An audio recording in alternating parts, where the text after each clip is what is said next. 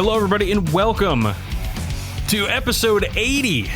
Holy shit! Of the 40K Badcast. My name is Dan Boyd, and I am joined, as always, by none other than Dramatis McPersonay. I have read a book or two in my time, so I know what that means. I got that one because I misspelled Dramatis earlier. When I was writing my show notes, I put a C instead of a D, so it was Chromatis Personae, and I thought, hey, I know what to do with this. Yeah, I'm into that. All right. Yeah. I'm good to cram it in. All right, so episode 80, bud. Yeah, man. That's a lot, dude. The thing is, like, every 10 episodes, you'll be like, oh, episode blank, and I'll be like, oh, that's one more than, or one minus, whatever. The normal joke I'd say here is that's 79 more episodes than I expected to record. Yeah.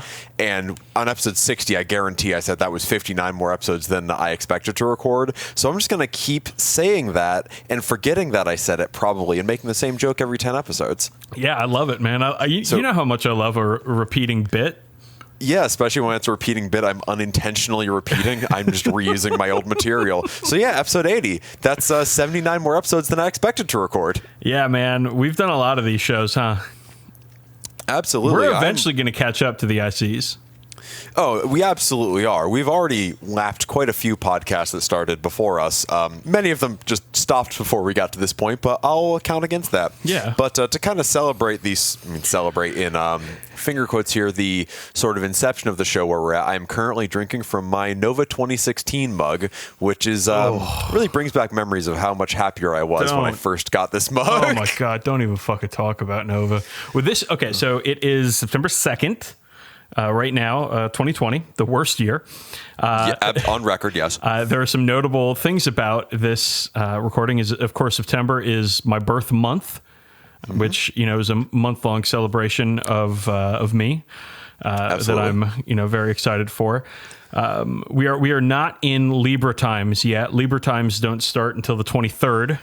So no, We're firmly in Leo season, correct? Virgo season. Thank you very much. Okay. So we're still working on that. We'll get there. That's cool. Here's the thing. Mm-hmm.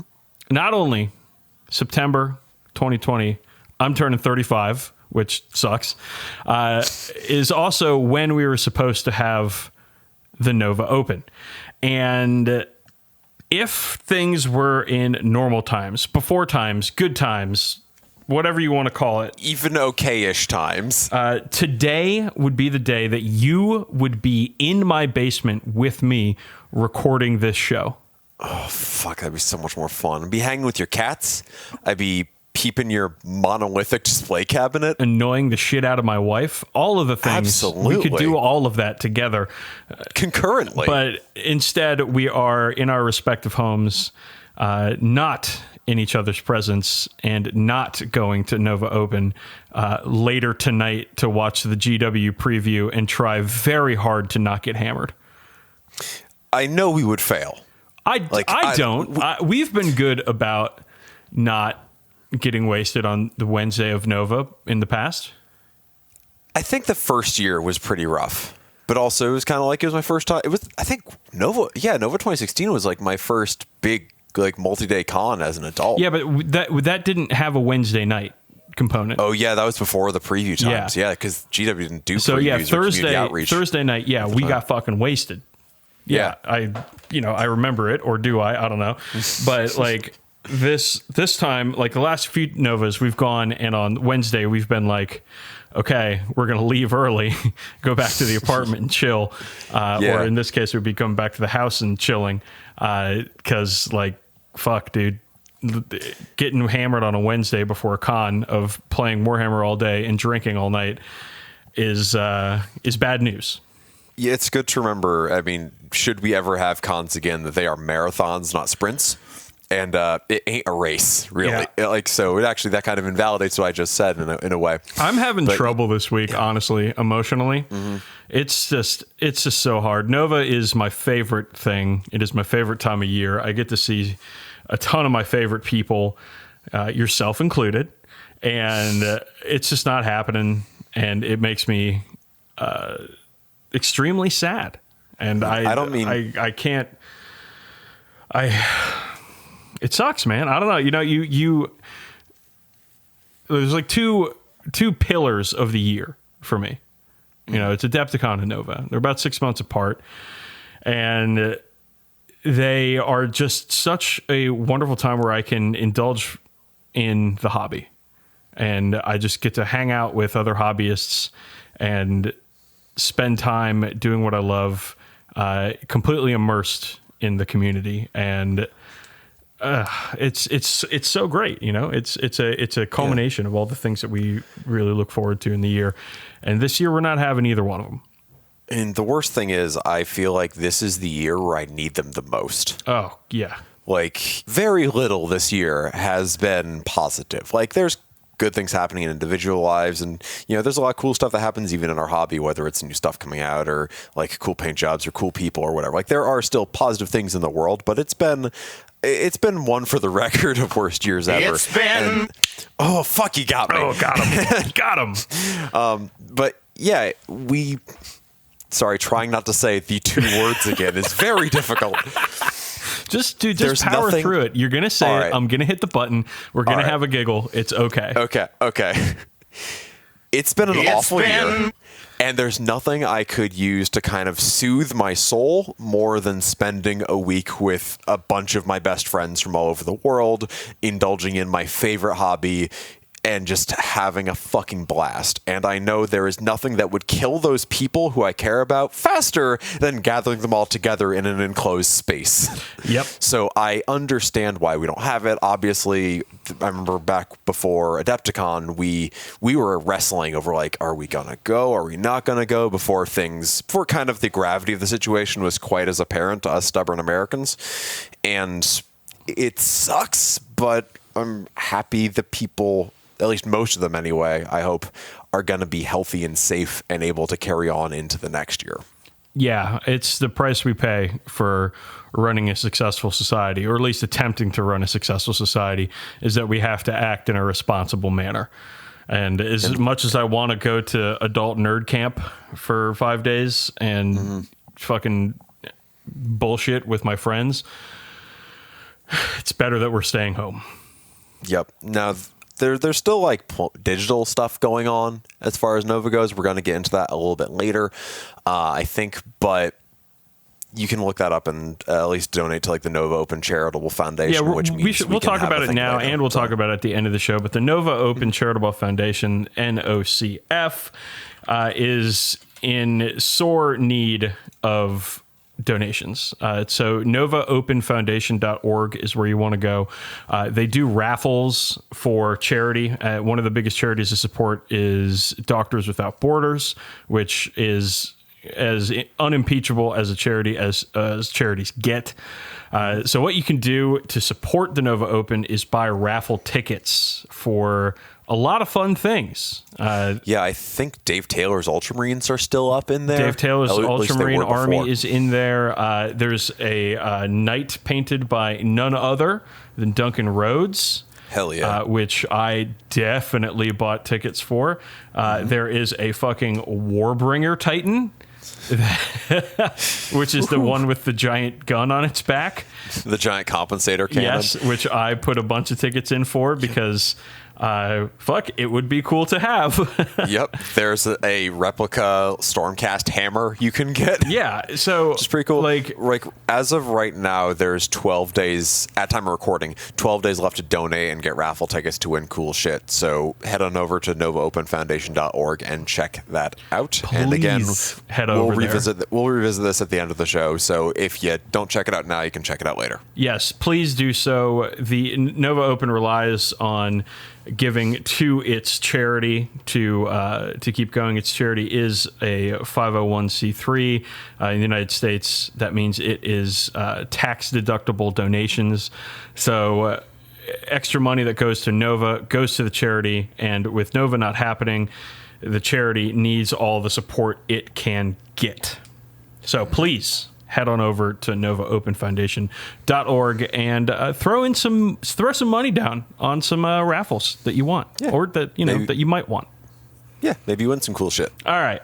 Quick programming note. This one's fun. It's a fun programming note before we really get into it. So normally in the show we like to call it the stupid sandwich of how we structured the show.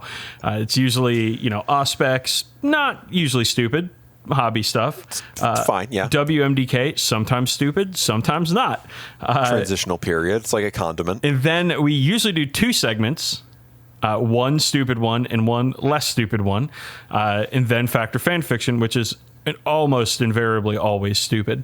And so there's the stupid sandwich for you, right? It's got some layers. It's good. But this episode, we're doing an extra segment.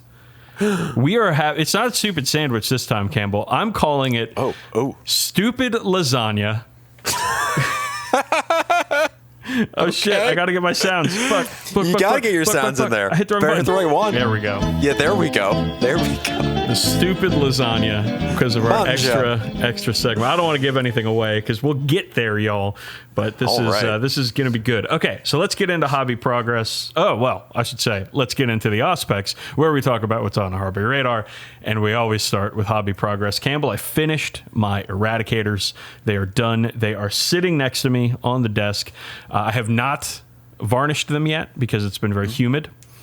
Same. Though fucking Andre Chertov, who's a great listener of the show, who writes into us all the time, sent us a pretty aggressive email about us getting airbrushes, which I'm a little bit like, I want to be like, okay, Andre, thank you for all the suggestions and all the advice and the helpfulness, but like also fuck you, because like that email was like really quite aggressive about us getting airbrushes. It was one step off from buy some airbrushes, you cowards. It may have actually had that language in there. The language is consistent with that message, although I don't think he called us cowards in it. That being said, he did post some models in there that he used an airbrush to paint, at least much of them, and the results are very good. Listen, I'm not over here saying that brush painting is better, okay? But I like brush painting. I enjoy it. I don't know how to airbrush. I don't have an airbrush. I've used airbrush to paint terrain before, which was fine. Whatever. The one thing that almost sold me on it, though, was priming. And how Andre was like, I can prime whatever the fuck I want. I don't have to worry about humidity. And I'm sitting over here in early September of Virginia thinking, oh, God, man, I'd like to finish these fucking models. I'd like to get a coat of varnish on them. But I can't responsibly until probably Saturday. Yeah, I do. I get that argument. I really do. I would love to take an airbrushing class, like if CK Studios in a safer time is able to come back to town. I know they've done programs like Alpha Omega Hobby and so on. I would love to go to one of those. But if that happens, next time CK Studios does a class, maybe we use Bad Bucks to go. That sounds like a good plan, actually. That's professional development. That is professional fucking development. That is tax deductible. All right, so I finished my 3 eradicators. They look great. I'm very, very happy with them. I can't wait to get them on the table and melt some shit because that is a very good unit. And I've also started building my second Redemptor. Ooh, I have it about 85% of the way done. Just got to finish the gun arm that doesn't get glued on because it doesn't have to. Most of this model actually, like, the legs are glued together, the torso is glued together, and the torso is then glued to the legs. But like the arm, I just have the arm in the joint, no glue. Like it's in there. It's not going anywhere unless I decide to pull it out. So there's a lot of joints on this that can stay movable. I love the Redemptor. I just had the vision in my head of 2 Redemptors modeled to be high-fiving, and I don't want to spend the money or time to do this, but I hope someone does. Man, I wish I had the foresight. Yeah, you got to. I could have had my Redemptor and my Invictor high-fiving too. Shit. I do have 2 Invictors though. In box. high-fiving? I could model them to be high-fiving. Well, all right. We'll put that in the back seat for now, or in the back burner. I don't care. It's in the back. But yeah, so that's what I've done. The painting the Eradicators took a long damn time because they have quite a few edges on them, and I'm saying that to you, but Campbell, you already know that. Yes, because I too painted a squad of Eradicators. I found them to actually be pretty straightforward. I guess I'm kind of spoiled because I fairly recently, like at least I think earlier this year, I painted a squad of Inceptors who are also Gravis armor, but Inceptors, for whether it's because they're open poses, they're way over detailed backpacks, or just whatever, they took a lot longer to edge highlight than these Eradicators. I found these Eradicators actually very straightforward. They just got so many fucking details on their legs. They do, but I didn't really have a very hard time with them for like, I don't know. I'm not trying to like rub it in here, but I found them to actually be very straightforward. No, it's fine. You can rub it in. You paint faster than I do. I hate it. It sucks.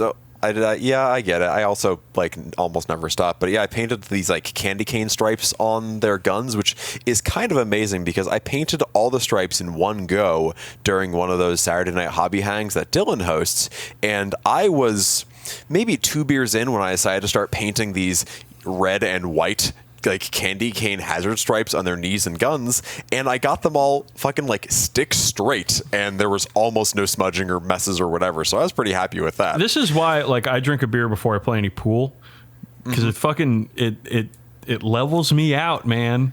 There was some sketch. It makes me relax. My muscles relax a little bit, and so I can actually shoot pool. It's like 1 to 2 beers in, I'm good at pool, but after that I get bad.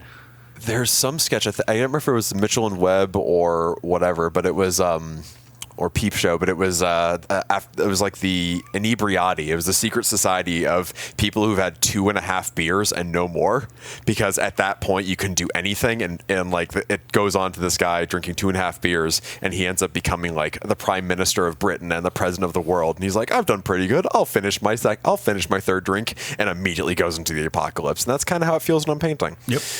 Anyhoomst, I also finished the squad of Outriders I was working on last time. That's some fucking stolen valor right there. Using that joke from a different show, a TV show, probably done 15 to 25 years ago. By much funnier people. By funnier people. And then just retelling it on our show. Do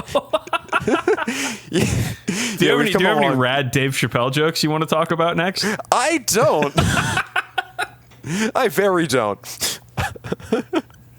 Anyhoomst, yeah, I finished my Outriders. I had a tough time actually getting the decals onto them. I had this idea where I was going to do this checkerboard pattern, like running across it with the squad markings kind of interrupting the pattern. Yep. And I like measured out the decals and like got them on and everything. And I went to layer the decals on top of the checkerboards, and it turns out the white decals of the Ultramarines or squad markings, whatever, were a little more translucent than I was hoping, so I had to paint over the checkerboards where I wanted those to go, which was kind of a pain in the butt. I wish I kind of just cut them out ahead of time, but in the end, it looks exactly how I want it to look, and I'm stoked with how those dudes came out. So it's funny that you mentioned that, because I've actually seen the pictures of these models that you're talking about, not on Twitter, though. Oh. No, I saw it in the Goonhammer end-of-month hobby roundup. Yeah, I do post there. That's basically all I write in Goonhammer these days. I should post there, but I always forget about it. I did a Goonhammer post today.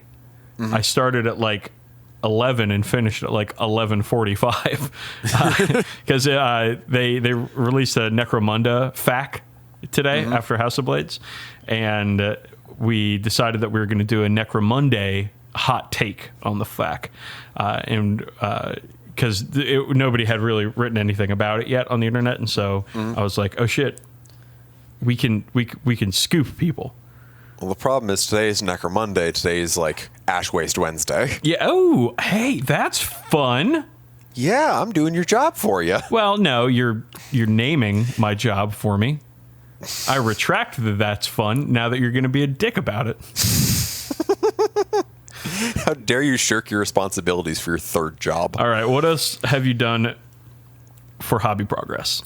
I built the lieutenant, the chaplain, and the judiciar for judiciary, whatever, from Indominus, and I'm currently working on that last one. I've been saying judiciar. Judiciar probably makes sense. The fucking letter C, dude. I hate it.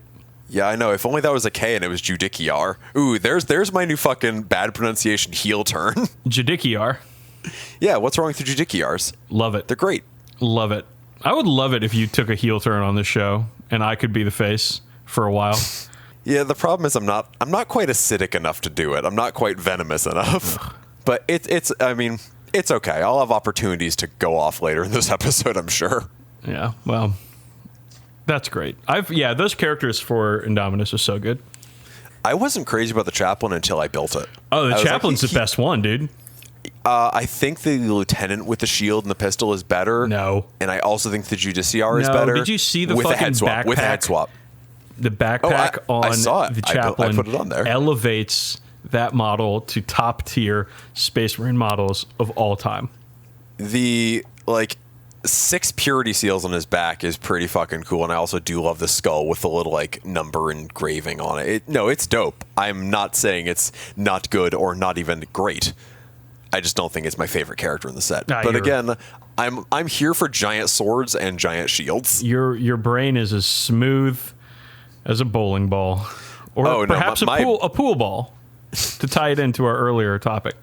That's also about accurate for the size as well. Heyo. Anywho, do you play any games? No. Same. Let's talk about new stuff, because what do you know? We had a GW preview event, which I figure was the one they were supposed to have for Nova, because I imagine they play in this stuff at least some distance out. Yeah, well, I forgot about this one and then woke up to people blowing me up on Twitter and Discord because let's get into it. They did a Necromunda preview for Orlox, which as listeners may know is my chosen gang for Necromunda. And so just like with House of Blades and House of Chains, Orlox are getting a book sometime this year, maybe next year. Who knows? It's called The House of Iron, and it's coming with the same treatment that Goliath and Escher got. New champions, new Juves, and just like Escher, new exotic beasts. And by new, I mean not that new. They're old, but they're new models for them. So we are getting Orlok Arms Masters, which are a new type of champion. There are 2 models for these, and they whip fucking ass. Oh, yeah. My God, these things are so fucking good. Do you like pointy guy better or thickness better? I like pointy guy because he's got a fucking combat shotgun, and we all know how much I love combat shotguns. As everyone who plays Necromunda should love combat shotguns. If you've ever read any of my Necromunda articles on Goonhammer, we actually get shit from people because we're talking about combat shotguns so fucking much, because they're the best weapon in the game, and you can fucking fight me about that if you want to, listener. I'm sorry, dear listener. There's pointy guy with what was that about me taking the heel turn? There's pointy guy we call him that because he's, spoiler alert, pointing. He's got a little headset. He's got a combat shotgun that the official model does not have a drilled barrel for. Just want to point that out there. I would never do that. That's me, your boy, DZ. And then there's Hammerman, who has a Jason X mask, if you remember that. Yeah. He's got 2 servo claws. He's got a servo harness on his legs, and he is carrying an enormous fucking hammer. So I like that. I like the look, but the 2-handed hammer. Now it could be a different weapon. It could be a completely different weapon. If it's a power hammer, it's okay. Yeah, but the 2-handed hammer sucks in Necromunda. Yeah, it's garbage. Anything that's a penalty to hit is not worth using. It's just never take. You just never take them. In the article, they call it an arc hammer. Maybe it's different. Maybe it doesn't have a -1 to hit. Maybe it'll see the table. Otherwise, I will be looking for other options to use with this model. Now, that's one thing. Okay, champions, cool, great. But Campbell, may I interest you in new Juves? You may. Now, hold up. Hold up. Let me lead you. Let me ask some leading questions. Okay. So regular Juves, how do you feel? I feel pretty good about throwing them into the meat grinder. I like them. All right. Here's a question. How about throwing them above the meat grinder? I'm really into doing a fucking 3-point shot with a jumping idiot Juve with a jetpack. Just complete airball from the 3-point line over the backboard, just nowhere near the net, because it's Juves with jetpacks. That's who are right. Just and they have demo charges. They're just begging to die, and I am here for it. God, I'm so excited about this. Okay, so the one thing we've all been asking for with our tunnel combat skirmish game is jetpacks on idiots. And oh, are we getting them? Yes, Campbell, we're getting jetpack Juves for Orlocks. I cannot say this without laughing. It is just the dumbest idea, and I am fucking here for it. But included in that, though, is pretty cool, is you actually have finally have women among the Orlocks, because at least one of these models is a jetpack lady with a pair of knives, which I am all about. Yes, she's got 2 knives and a jetpack and a demolition charge strapped to her hip. And bud, I am going to paint the shit out of these idiots, and but certainly never fucking use them. No, you better use them right from the fucking start. Here's the thing. There's a lot of campaign rewards for like free Juves and all that stuff, and I'm very excited. I'm excited to get them via that, but I'm also very happy that GW keeps putting out new Juve models, like the Goliath ones, the arc charges and so on, where their weapons are really fucking dangerous to everyone involved. Yep. And I'm down with that too, with these exploding jetpack idiots. There's at least one flight stand Juve also in this box. There's 2 bodies, right? 2 bodies, a bunch of different arms, but there is a Juve modeled on one of those curvy flight stands. And homeboy, I'm fucking doing it. I will put a Juve on a flight stand for Necromunda because I don't give a shit. As well, you should. What's true line of sight again? Yeah. Good point. You need that, Necromunda. Oh, wow. Yeah, these things are great. It's so stupid, and I'm here for it. I'm absolutely fucking here for it. And last but only least, because of how rad everything else is in the box, doggos. Yes, Cyber Mastiffs. We're getting new ones. Now, before this, the only Cyber Mastiff we had access to was the one that came in the Slate Mardina blister from Forge World, who I have, who's a great model and a great dog, a good boy. Yeah, we detailed him in the How to Pet Everything article for Goonhammer. But now we get 2 more. They have a couple of poses. They are posed a lot more aggressively than Macula, which is Slate Mardina's dog's name. And I'm a big fucking fan of these things. They will probably be the first things I paint out of this box because 1, it's easy to paint them. And 2, they look awesome. And 3, who the fuck doesn't want more dogs in your Underhive combat skirmish game? I'm amazed it took Games Workshop until like around 2019 to realize what everyone wanted all along was pets for their Warhammer models. I mean, everybody was just like Animal Crossing. Yeah, everybody just wants pets, and I want grimdark Animal Crossing here. Yeah, just go hang out with your Cyber Mastiffs and Fear Cats and Felinxes. And, of course, everyone's best friend, the Sump Croc Landlord. Oh, love that Sump Croc. Well, that's it for Necromunda. I'm very excited for Necromunda right now. As well you should. We just got House of Blades. We did our House of Blades review on Goonhammer over the weekend. And we're doing our Escher deep dive for next Necromonday, which is great. We're going to talk about House of Blades in our first segment of this episode, so we'll get to that in a minute. But they introduced a couple new things for Warhammer 40,000, what this podcast is nominally about. First off, Campbell, who's got 6 arms is ready to fuck? This one's for the horn dogs.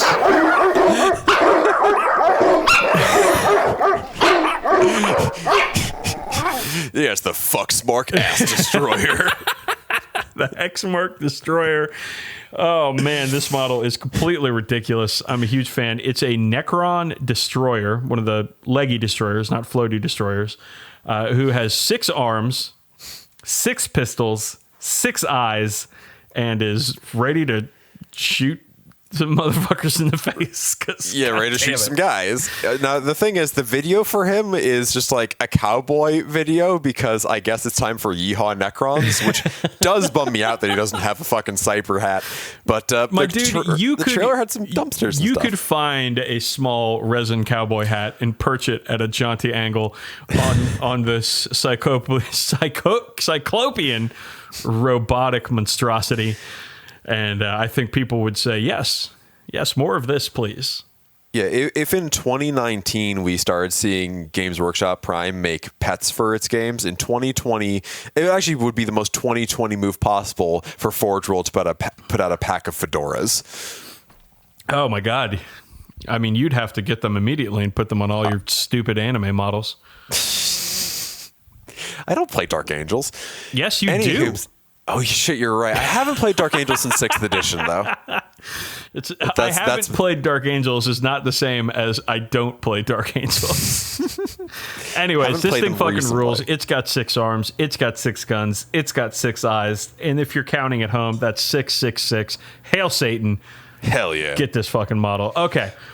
We got a new book coming. Warhammer 40,000 Crusade Mission Pack Beyond the Veil. Some Necron-themed missions for Warhammer Crusade.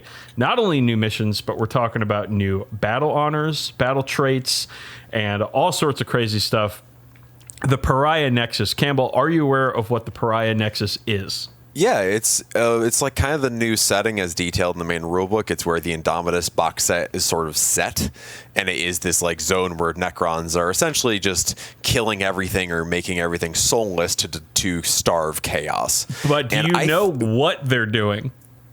They are attempting to link up a series of pylon planets like Cadia in a big fucking circle to turn off the warp inside the circle. Okay, I think I forgot that bit. No, but it's okay. That's There's an a lot of new important lore. bit to remember. That's fucking radical. I mean, what I said I think was cool. That sounds super fucking cool too. And I think it's cool that we're getting to explore that setting in the context of Crusade, which seems like the place to do that sort of thing. Like, it always felt kind of weird when Games Workshop would put out a like Battle Zone X setting book for like matched play, I guess. Like, it didn't really have that extra sort of narrative layer that people were expecting, that sort of narrative buy-in that Crusade has. And I think this is the perfect sort of thing and the perfect sort of place to stick these sorts of like battle zone rules, special missions, and so on. Like, I'm into this. I think it's weird that it's kind of coming out before most people are going to get a chance to play it because the world's turned off. And I do think this could be cool to kind of open up to like Crusade, Armageddon, Crusade, the fucking Sabbat Worlds. Like, you can, if this takes off okay, I think this could be really cool to explore a lot of parts of the setting that people have known and loved, and also new places like this. Yeah, I was going to say that, like, hey, Games Workshop, thanks for the cool Crusade book. Hey, can you wait a little bit so people can actually play some fucking Crusade games before you start inundating us with new Crusade content? Because, I haven't played any fucking Crusade games, my dude. Right, the hurried 1,000-point games I play outside before it starts raining or whatever is not really the environment where I can really get comfortable with a long-running narrative Crusade game. Exactly. Unless you're like, you've got a friend who you're allowing in your germ bubble who's got an army and you're playing a 1v1 Crusade or something. That could work out. But yeah, that could work, and that's cool, but it's still very kind of specialized. Now, that's a cool book they're coming out with. The other book they talked about doesn't really click with me in the same way. It's a chapter approved book. So they're doing two things here. They're having Warhammer 40,000 Crusade, which is obviously for Crusade games, and then Warhammer 40,000 chapter approved, which seems to be matched play materials. Yeah, but it's for a special type of game called Tactical Deployment, where instead of just bringing your armies to the table, you bring your terrain and you set it up together via these rules. And transporting an army can be difficult, but can be made easy. transporting terrain is always difficult and cannot be made easy. Like, I can't imagine rolling out to my local game store with a fucking steamer trunk full of buildings to bring out and play with. Like, I don't think this is really a type of play that people do. Like, when I was a teenager and it was like, oh, Russell has 2 ruins and Aaron has some cardboard buildings he built himself, let's just put them on the table together. That's one thing. And I feel like maybe it's aiming towards that sort of setup. But really, I don't know who's doing this. Well, straight up, you do know somebody who's doing this. His name is Chris Stover. He brings terrain not only to Nova Open, but he takes terrain to the Valhalla event, which is like out in Colorado or some shit. And he has a trailer that he tows with him full of his terrain to these events. Yeah, and Dylan loads his car with all the Necromunda tiles whenever we go to the very small events in Jersey. But that's like a very specialized thing. Wait a second. You were going to say big event, and then you corrected yourself to say very small event. What is happening? It's like 12 people. At most, at Peter's house. What do you? But like Dylan and I, when we go to Cinco de Necro and so on. Big and very small up. Like, one is big and the other is very small. I'm sorry. Are you having a stroke? Have we established the size and smoothness of my brain yet this episode? We're fucking... just let me have my mistakes, own up to my mistakes, which I'm doing right the fuck now, and mention we go to small events in New Jersey when the world is okay-ish. Remember that time we went to a small event in New Jersey and then you got stuck there for like an extra week? Yeah, because Dylan's car died. Yeah, it was really cool watching smoke billow out of the hood of the car like in Grand Theft Auto. How did you feel in that moment? Were you panicked or were you resigned to your fate? I was watching for flames, and then I was resigned to my fate. Okay. So if the car exploded again, like in Grand Theft Auto, I'd be comforted in knowing that big block text saying "wasted" would come up over my face, and I'd wake up in front of the hospital $50 poorer. That's how healthcare works in America, right? That's how it works. Yeah. Anywho, this type, like the people who bring terrain to things, it's like one thing to bring terrain to like an event when you are running that event and you are setting up the terrain, like at, Adepticon, Nova, Cinco de Necro, Valhalla, whatever. It's another to roll up to the game store expecting a matched play game and being like, hey, you want to play? Yeah, sure. Do you have any terrain with you? Because I don't think this is how this works. I think you're making something up here. Okay. In the description of this, and I don't have any foreknowledge of what this book entails, just as a quick fucking aside, it says 18 new match play missions which allow you to bring your own themed terrain and use it to create a balanced battlefield alongside your opponent for close fought games. To me, that's not like you roll up to the fucking FLGS and be like, hey fuckos, I got my own terrain, I'm gonna use it in a game against you idiots. Like, to me, this is like more terrain focused mission design with hopefully, and this is a big fucking hopefully, a guide to setting up the correct amount of terrain on a 9th edition table. Oh, should we fucking get into it? Do you want to get into it? Like, yeah, let's drill into this. Okay. So last week, or the week before, I think last week, Goonhammer, the place that we both write for, put out a really good article on first turn win rates in 9th edition, and they came to the conclusion, the statistically significant conclusion, that first turn gives you about a 59 and change, 59 point something, so rounded up to 60% win rate if you go first. Okay. So you're more likely to win if you go first in a 9th edition game to a statistically significant margin. And like, that is honestly problematic. Mm-hmm. Because you want the game to be equal for the person who goes first and the person who goes second, especially because how it is determined who goes first is a dice roll, and that's it. Yeah, there's no bonus to it anymore for finishing setting up first or anything of the sort. Right. So if you are 20% more likely to win the game based on a dice roll before the game starts, that sucks. So one of the things that Games Workshop people have said, you have to set up terrain correctly. You have to have the right amount of terrain to play the game, of line of sight blocking terrain. And that's where like the obscured keyword comes in for Correct. different types of terrain. However, there is no official GW guidance on how much terrain you need for a battlefield. So when the company says, okay, whatever, you have this win rate data, but you guys aren't doing it right, we have to be like, hey, fuckos, how do we do it right? Mm-hmm. But right now, there's no guidance on that. So yeah, what's in the main rulebook is helpful. It's not. The pictures of the terrain setups in the main rulebook are awful. They are staged for photographs. They are not staged for gameplays.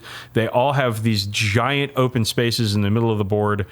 Like, if you want to play on Planet Bowling Ball, aka Planet Campbell's Brain, that sucks for the player who's going second, unless you're like playing as like an all melee army. No, I wouldn't say it's that bad. Like, it's not like, the pictures where it's like two people shaking hands or whatever is one thing, but it has like a 2-page spread and here's some table setups, and it goes over some decent ideas for how to set it up, as going so far as like, oh, you want to have a mix of things, and you want to have like a mix of line of sight and not line of sight, and it's like, this is a good setup that looks nice or is good for this kind of scenario. This is one that's a bit more balanced and symmetrical, but it's not, I wouldn't say it's definitive. Like, it's a nice idea to someone starting, but it's not definitive. I'll go a little further than not definitive and say it's bad. It's bad advice, and it's not going to work for most people. Okay. Well, I would say if this mission pack, whatever, details like more effective setups and better theory behind those setups without necessarily going as prescriptive as, say, a Warcry game where you have like the cards that say what you need, or as prescriptive as your typical like Nova tournament thing with the L's or whatever the fuck. Like, cool. I mean, I'm cool with that. I'm into that. It's being sold as a weird thing where you need to bring some stuff to play games, which is weird. Well, I mean, the other part that says in this thing is it also makes it much easier for event organizers and clubs to run tournaments, and no need to paint 500 runes to populate the tables. Now, this is a sincere problem with events, is that not every game shop, not every person is going to be able to make 48 tables of terrain to run the event that they want to run in. But if you know 48 Warhammer 40,000 players, you might have enough tables in between the group to set up an event like this.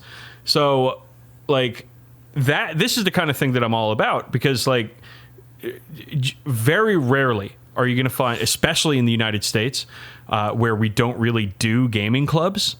Not often. No. You're not going to find somebody with enough terrain, especially enough good terrain, to run an event. So having a guide for event organizers to help crowdsource terrain is extremely good idea. If it's more of a guide like that, yes. I think putting the expectation on participants to bring their own terrain is fraught, especially like the weird thing is like this is an English company and people in England, like the cars tend to be smaller, the homes tend to be smaller. You're not necessarily going to have like room in your car to bring a table's worth of terrain with your army or what have you. Or if you live in an urban area and are taking the subway or a bike to get places, that's not going to work either. I don't know. Like, again, I'm going to need to... This is a lot of speculation based on what little we know about this, but it does feel like it's kind of... not quite addressing a problem that isn't there, but it seems like a very complicated issue, and I don't know if this book's going to really do it. Okay, well... It seems like this is one of the rare times that you and I are disagreeing on something, because I think this book could be extremely helpful if it contains the right amount of things. And here the thing is, though, instead of arguing about it, we should wait and see, because we don't know what's in the book. Yeah, honestly, if this is exactly what you're saying, where it's like this is basically a how-to guide on how to run tournaments and set up terrain for games and so on, swell. I would love to be wrong. If it is something which is like, here's how to bring your terrain to an average game and talk to your opponent about letting you use your ruins or whatever, I think that's silly. But we will see. I know that I'll end up buying it, and you probably won't, because you don't buy anything anymore. even though you're, supposed to be a knowledgeable person on the podcast. Where has it ever been expected of me to be knowledgeable? Check the website. Check our fucking website. Search for the word knowledgeable. Okay. You will find no results. That's fun. We're having a good time. Having a good time. All Getting right. contentious. There's a terrain set called the Vertigus terrain thing, which is the terrain from the sets that we talked about last episode in the not the recruit, but the command edition starter sets. With a little bit of extra stuff, yeah. Which, hey, looks great. Love it. It does look great. More terrain is always a good thing. Here's the thing. Mm-hmm. There's Warcry stuff. There's AOS stuff. There's Adeptus Titanicus stuff. There's Warhammer Underpants stuff. There's a lot of stuff to talk about. We're skipping it because this episode is already going to go long, and this is not a fantasy game podcast. This is supposed to be a sci-fi focused podcast, so we're going to skip all the fantasy stuff this week. If you were hoping and waiting for us with our scintillating Warcry takes about this game that neither of us play, then sorry, but we're going to have to skip it because the show is kind of packed this time around, and we've already been recording for like 40 minutes. All right, moving on. We make the call. This one's from Chad Sexington. It's from I think it's from a comment on our website, actually. It's not an email. So here we go. What a strong Christian name. Chad says, "Hello, fuckos. It's me again, your sexy, bearded, manly, grimdark lumberjack." That's a lot in there, Chad. I've never seen your picture. I've never met you in person. You better fucking back this shit up. That's all I'm saying. Here to ask the important questions about life, death, and lumber in the far future. Given the prevalence of forested terrain now being employed on the tables around the country for that juicy negative to hit, these questions are more relevant than ever, and the listeners are dying to know your responses. So he's got 3 questions. We're going to go through them. 1, which Primarch or 40k character builds the best treehouse, and who is allowed inside? Campbell. I mean, if it's Primarch, it's gonna be Dorn. He's gonna build a tree out of concrete, and then the treehouse is going to be made also of concrete, but it's going to be reinforced concrete. Thank you. Correct. With like whatever the Warhammer word for rebar is, so it's probably called like pre-bar or something. It's rebar, but with an R and an E on the end of it, so it's like a bar class, but rebar. Oh, okay. That's stupid. I'm sorry. Sure. I'm just gonna let you say those words out loud. Anywho, you're not letting me. I already did it. I'm sorry. Go ahead. I mean, you're the one editing it. You're the one who's really going to let you say things retroactively. I never edit myself, but I heavily edit you. Cool. Anywho, Dorn's gonna make a great tree fort. It's not gonna be a tree house. It's gonna really be a tree fort. And of course, he's gonna let in all the successor chapters of the Imperial Fists. He's gonna let in most of the Loyalists. I don't think he gets on with like Lionel Johnson, but he's probably gonna let in most of the Loyalist sort of dudes. I don't really think of the thing is trees are not explored much in Warhammer 40,000 because there aren't many of them.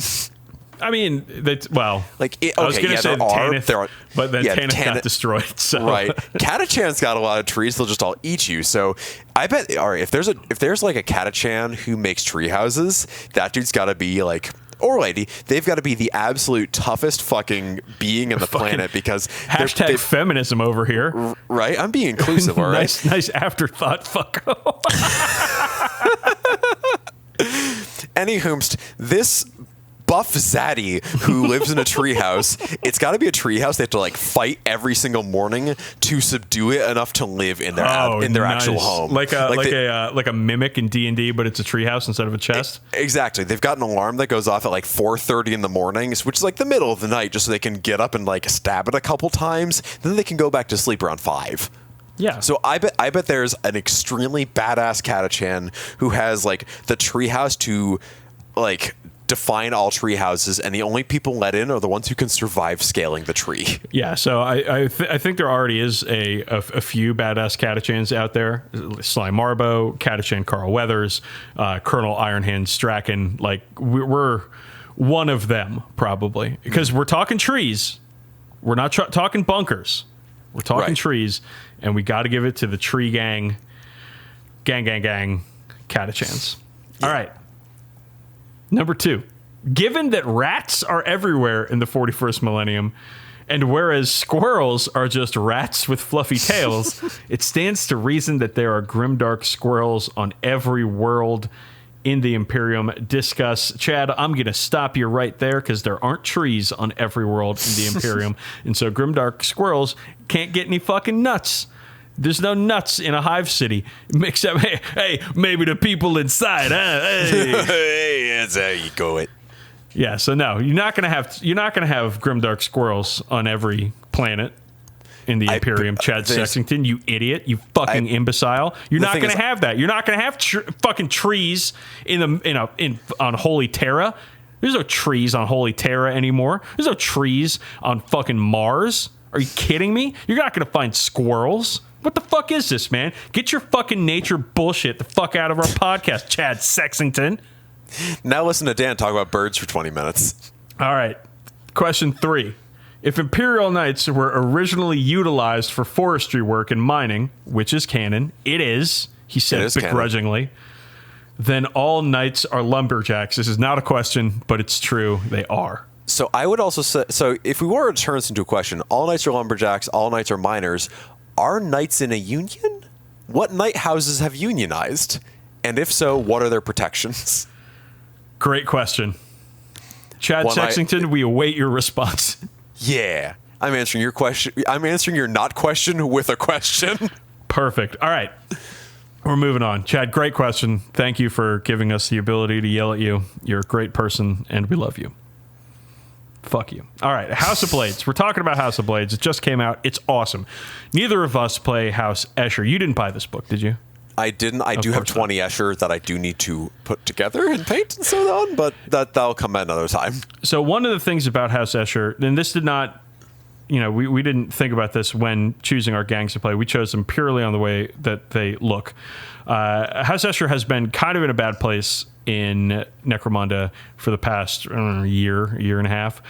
They just don't have a lot of rules that a lot of the other gangs have because they were one of the first 2 gangs to come out, and it has been showing big time. They've been in a bad place. They have been one of the weaker gangs. But House of Blades comes out, and Campbell, honestly, this book catapults Escher near to the top of the heap.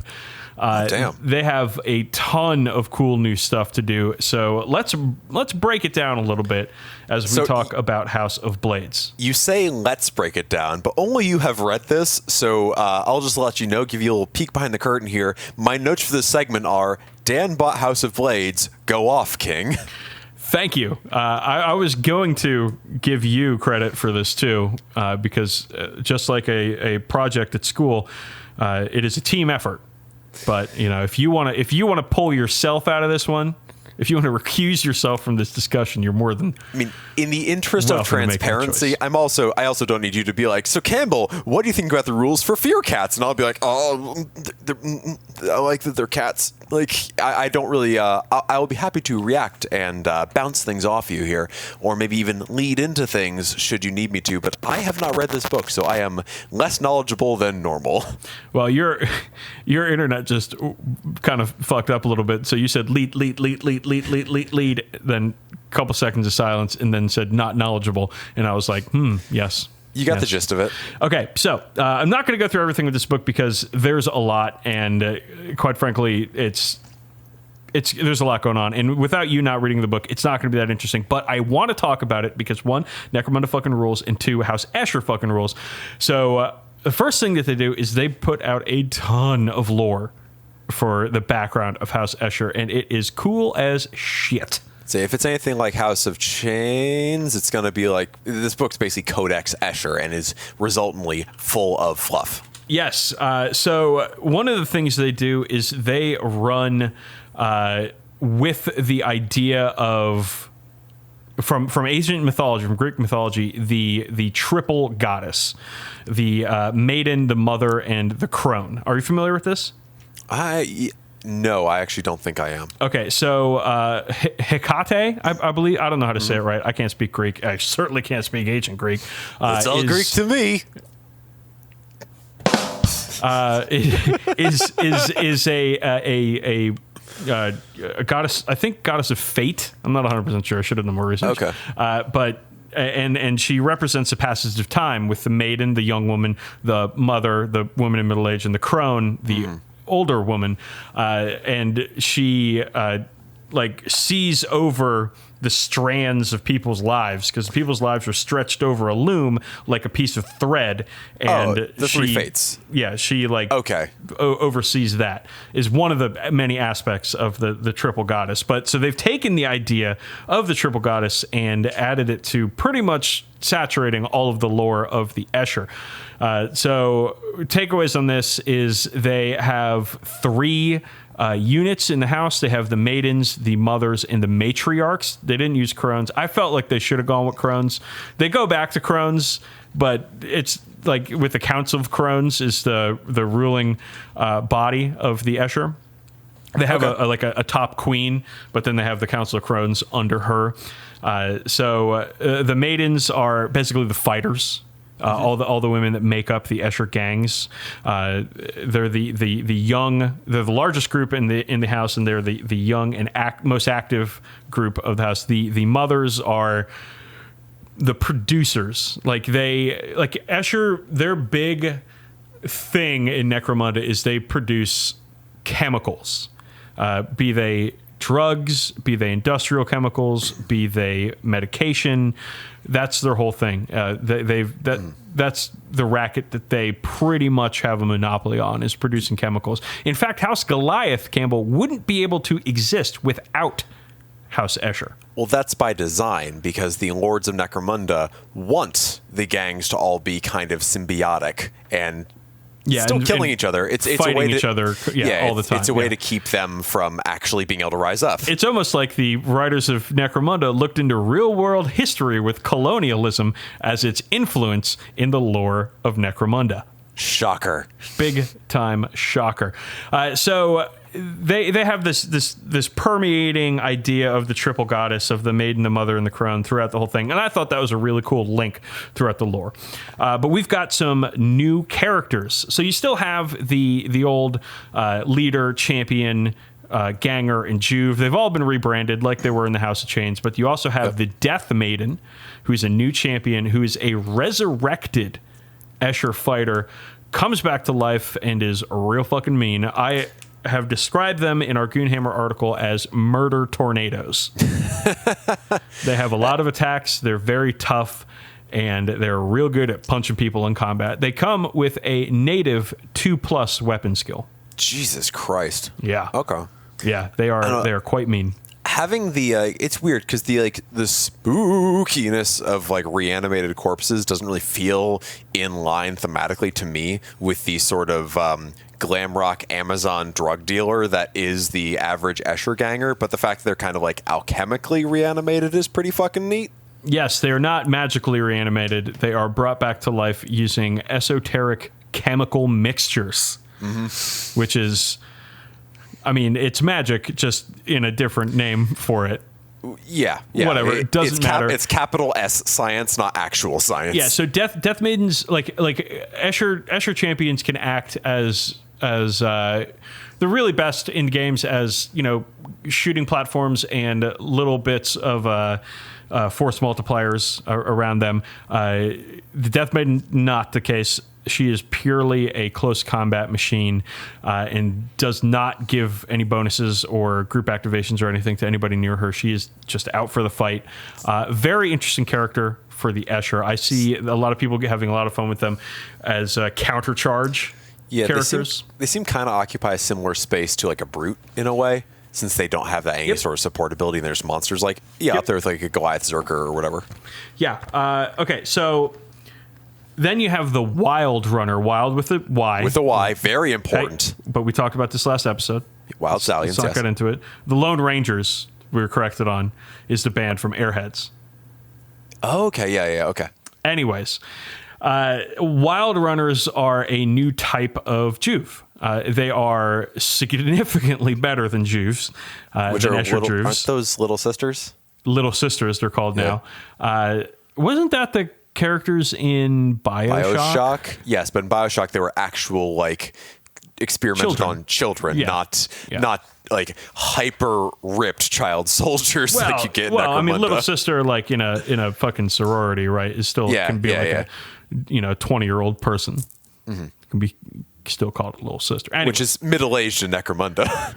Absolutely. It's old age for Goliaths.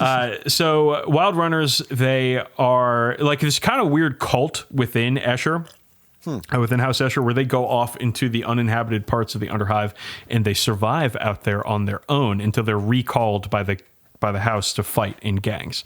Okay. So they come with a few new tricks up their sleeves. One, the Wild Bow, which is a bow and arrow in Necromunda. Now, you might think to yourself, that's stupid. They have guns. Why do they need bows? Well, Campbell, what if you put a grenade on an arrow and then shoot it at your enemies? I, too, have seen Hot Shots Part 2. Or what if you dip that arrow in terrible poisons and then shoot it at your enemies? I, too, have played the Elder Scrolls Skyrim. Elder Scrolls 5, isn't it? 5. Yeah. Yes. If Skyrim's so good, why isn't there a Skyrim 2? Yeah. Todd. Yeah, Todd. Fuck you, Todd. Yeah, get on it, Todd.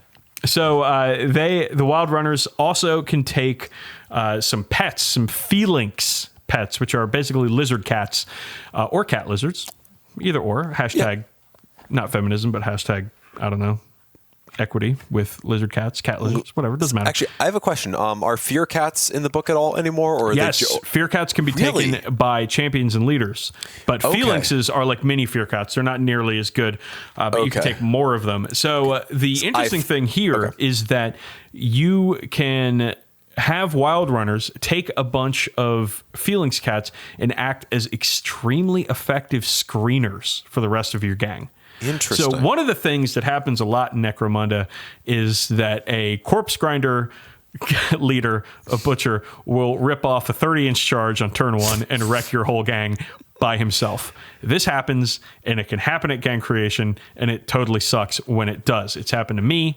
I don't know if it's happened to you, but it happens. It has not. I've not had the misfortune of getting butchered. Yeah, they're real fucking good. You put them next to a champion with a corpse runner cult icon, and they get like 4d3 extra inches onto their charge, and then they can take a skill that allows them to just double their movement when they charge. So you're talking about 10 plus 43 inches. That's so stupid. And that's not intentional, and it's dumb as hell. And you're like, oh, cool. So that's 18-inch charge. Great, fun, awesome. And how big is the board? Oh, it's a Zone Mortalis board. So you're in charge range on turn 1. Yeah, this is a move in charge that Eldar would be jealous of. So, but here's the thing. If you have a line of cheapo lizard cats with a Wild Runner behind them, your good gangers are protected. Mm-hmm. So cheap screening units. Yeah. Very important and now available to Escher. Very cool. All right. So we've got a few new Dramatis Personae characters coming out, but I'm going to hold off on talking about them until they make models for them at Forge World. Then we can talk about them, because there's a bunch of Dramatis Personae in Necromunda that don't have models. Yeah. And it's a whole thing. If you don't play Necromunda, don't fucking worry about it. Not a big deal. They talk about strong alliances like they do in the House of Chains. This time, it's the Water Guild for law-abiding. It's the Cold Traders, not the Narco Lords, interestingly enough, for outlaw gangs. And the new Noble Alliance, House Ulanti. Now, people might remember from old Necromunda, Mad Donna Ulanti was a character with a great set of hair and plasma pistol and chainsword and a bionic eye, and she kicked a bunch of ass, and of course she was from House Ulanti. Yep, and some very problematically named rules. Oh, extremely. I think one of them was called Psycho Bitch. Yes, that's the one. Not great. Not great. Thanks, 90s Games Workshop. So House Ulanti did it again. It's very interesting. They can give. They basically their alliance ability is you get a ton of money if you are allied with them, but they can break the alliance like very, very easily. And for like, if you lose a game, you're in danger of breaking the alliance with House Ulanti, because they are very flighty and capricious. But you can take an Ulanti Court Advisor with your gang, which is a very powerful melee character, and they come with a Mirror Mask, which is a body double person that is also a very powerful melee character that can switch places with the Ulanti Court Advisor from anywhere on the board. That's neat. That's fun. They're like outfitted with the same war gear and have basically the same stats. So it's not like you charge a shitty character and now you have to fight a combat monster. You're charging a combat monster who you potentially would have to fight a different combat monster. All right. Sounds like Necromunda to me. So, gonna run through the next things real quick. There's a new skill tree called the Finesse skill. It's mostly focused on enhancing someone's melee abilities. Death Maidens can take them as primary skills, and they're fun. There's one called a hit and run, which is you can charge, attack, and then retreat before the other person can attack back. That's a feel bad rule. But again, it's one skill out of 6. It's also on a melee tables. character in Necromunda. Yeah. It's not so bad. Melee needs all the help it can get, except for corpse grinders. Fuck them. I also feel like if it's on a Death Maiden, there's not gonna be anything left to fight back anyway. Pretty much, yeah. Death Maidens are kind of, like I said, murder tornadoes. Then we come to Escher Chem Alchemy. This is where the rubber hits the road in this book. Okay, so one of the problems with Escher is that they are like heavily spec'd or teched towards toxin and gas weaponry. Right. The thing is, toxin and gas weaponry is easily countered by taking 15 credit respirators. The filter plugs even. Or filter plugs, which are like 10 credits. And the gas weaponry doesn't pin your opponents. Yeah. Which is honestly really bad because pinning is a huge part of Necromunda. So if the gas attack doesn't work, then they're just standing there being like, oh cool, we're going to kill your expensive chem thrower champion or chem thrower ganger now. Chem Alchemy is a system where you can make custom stims or combat drugs, custom toxin ammo, or custom gaseous ammo for your gangers. And each category comes with 10 different custom traits. Holy shit. You can pick up to 3. Each trait has an associated credit cost. And thank you. And you are you're paying that, and you can pay it if you go to the trading post. You don't have to do any rarity rolls or whatever. So it's turbocharging your gas and toxin weapons, making them into honestly very fearsome weaponry. Does it only work on gas and toxin weapons, or can you apply it to other stuff? No, it works specifically with gas or toxin weapons, and then they have a whole thing for stims for combat drugs, which my favorite is there's one called Blood Rush, which when you use a stim, which is a simple action, you remove a flesh wound, and then there's one called Jolt, which is a fighter. They ignore. They don't take any serious injuries. They count them as flesh wounds. So for the round, so you're like, oh, I took a flesh wound and I'm about to get shot out. Boom, hit yourself with some Blood Rush and Jolt, and now you don't have any flesh wounds, and all of your serious injuries go to flesh wounds. And you think about that on a toughness 4 character, that's pretty fucking good. And that will cost you 45 credits to buy, and you can just buy that from the trading post without having to search it for it at all. But then there's stuff like gaseous ammo and toxin ammo. There's something called Blackout, where it's if you hit somebody with it, instead of suffering a serious injury, they just go out of action. Now, they don't take a lasting injury, but they just go out of action. So what you're doing is you're leveraging the long term against the short term, saying, okay, I want to have more out of action results, but these out of action results won't hurt the gang in the long run, but they'll help me win the battle. So it's interesting stuff, but there's a lot of cool stuff for. There's a hallucinogen toxin or gas that you can add, which cause people to take insanity checks in addition to the gas weapons. That's the Necromunda shit I'm here for. That's only 15 credits. Yes. But here's the thing: there's a new hanger-on called a apprentice clan chemist, CHYMIST. Very hard to say. Kind of hate it. Copyrightable. But here's the thing: she is now the best hanger-on to get for Escher. She does a thing where every time you buy a new alchemy elixir, you subtract D6 times 10 from the cost. Oh my God. To a minimum of 10. Is she the one? Is she in the art the one with the like smock and the goggles and the little? Okay, yes, cool. she is.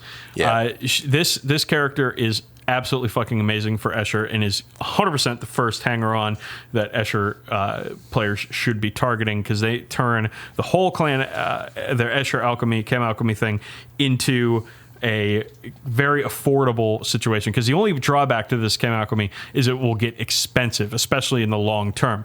But if you've got an apprentice clan chemist with you, then it's not expensive anymore, and your gang, your toxin weaponry, your gas weaponry, and your drugs everywhere, it's just supercharging your gang to really cool levels. So that's one of the things that is really catapulting Escher to the top of the thing, top of the tier list. Also, Escher terrain.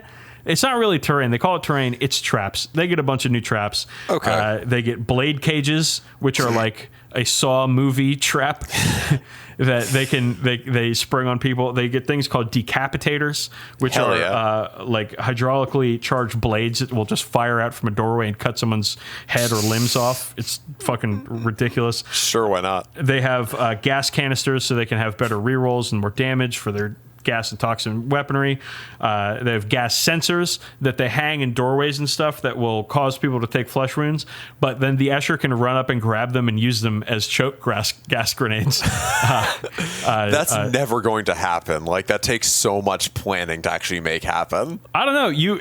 If you have a cache of good grenades in the middle of the table and you got a juve with a fucking auto pistol, That's and fair. You're like, I could fire the auto pistol, or I could just run up to this doorway, pull down the gas sensor, and throw it at the enemies with a 5-inch gas attack. Yeah, that's pretty cool. It might be worth it. And then they have a new cult relic, which is specifically featured for the chemist cults. There's a couple of new scenarios. They're kind of weird. They're not like quote unquote real scenarios. There's one of them, it's a Chimerics hunt, which is very similar to the Amble hunt, and there's another one called Back from the Dead, which is a you get one Death Maiden and they're going up against random mobs instead of gangers. It's kind of neat. It's neat. They're almost like that's like a solo play mission. yeah, honestly. they both sound like they're best geared towards solo play. There's a whole new box of gang tactics that I haven't even looked at yet. That's coming for the article we're going to be writing. Yep. But I just haven't had time to look at it. But House of Blades, oof. So one of the coolest things about this book is if you don't play House Escher, you don't need it. Mm-hmm. It is designed purely for Escher players and arbitrators that want to use any of the stuff out of it. So if you don't need it, don't buy it. But if you do play House Escher, immediately buy this fucking book. It makes your gang so much fucking better. Doesn't sound like it just makes it better. It sounds like it makes it a lot more characterful. Like, it gives you a lot more that makes your Escher feel like Escher. The comparison of this as a codex for a gang seems more and more apt. Now, my only question is, this doesn't have any alternate gang lists like the House of Chains. It does not. Okay.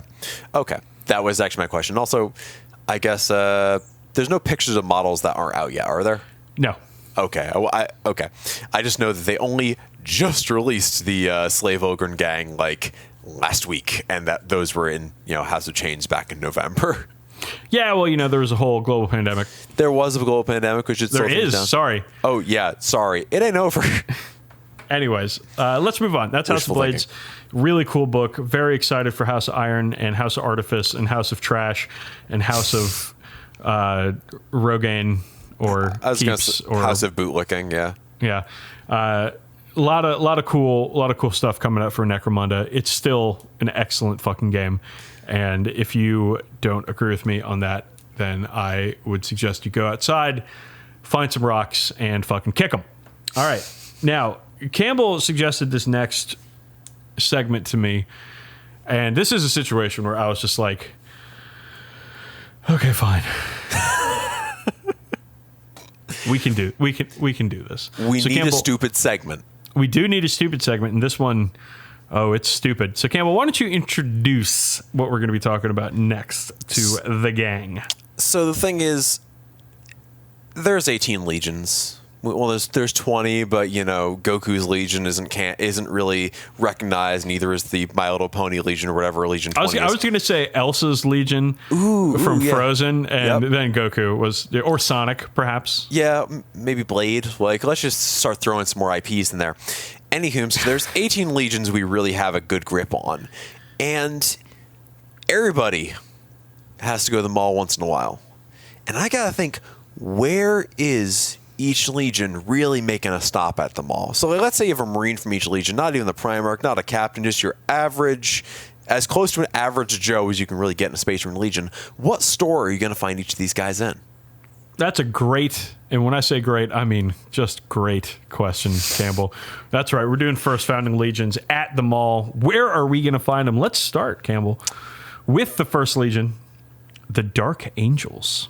You know these boys love swords. And you know there is one store that sells swords reliably. I'm talking about Excalibur, the cutlery store that sells swords, nunchucks, ninja stars, and also has a big mechanical Swiss Army knife in the front window.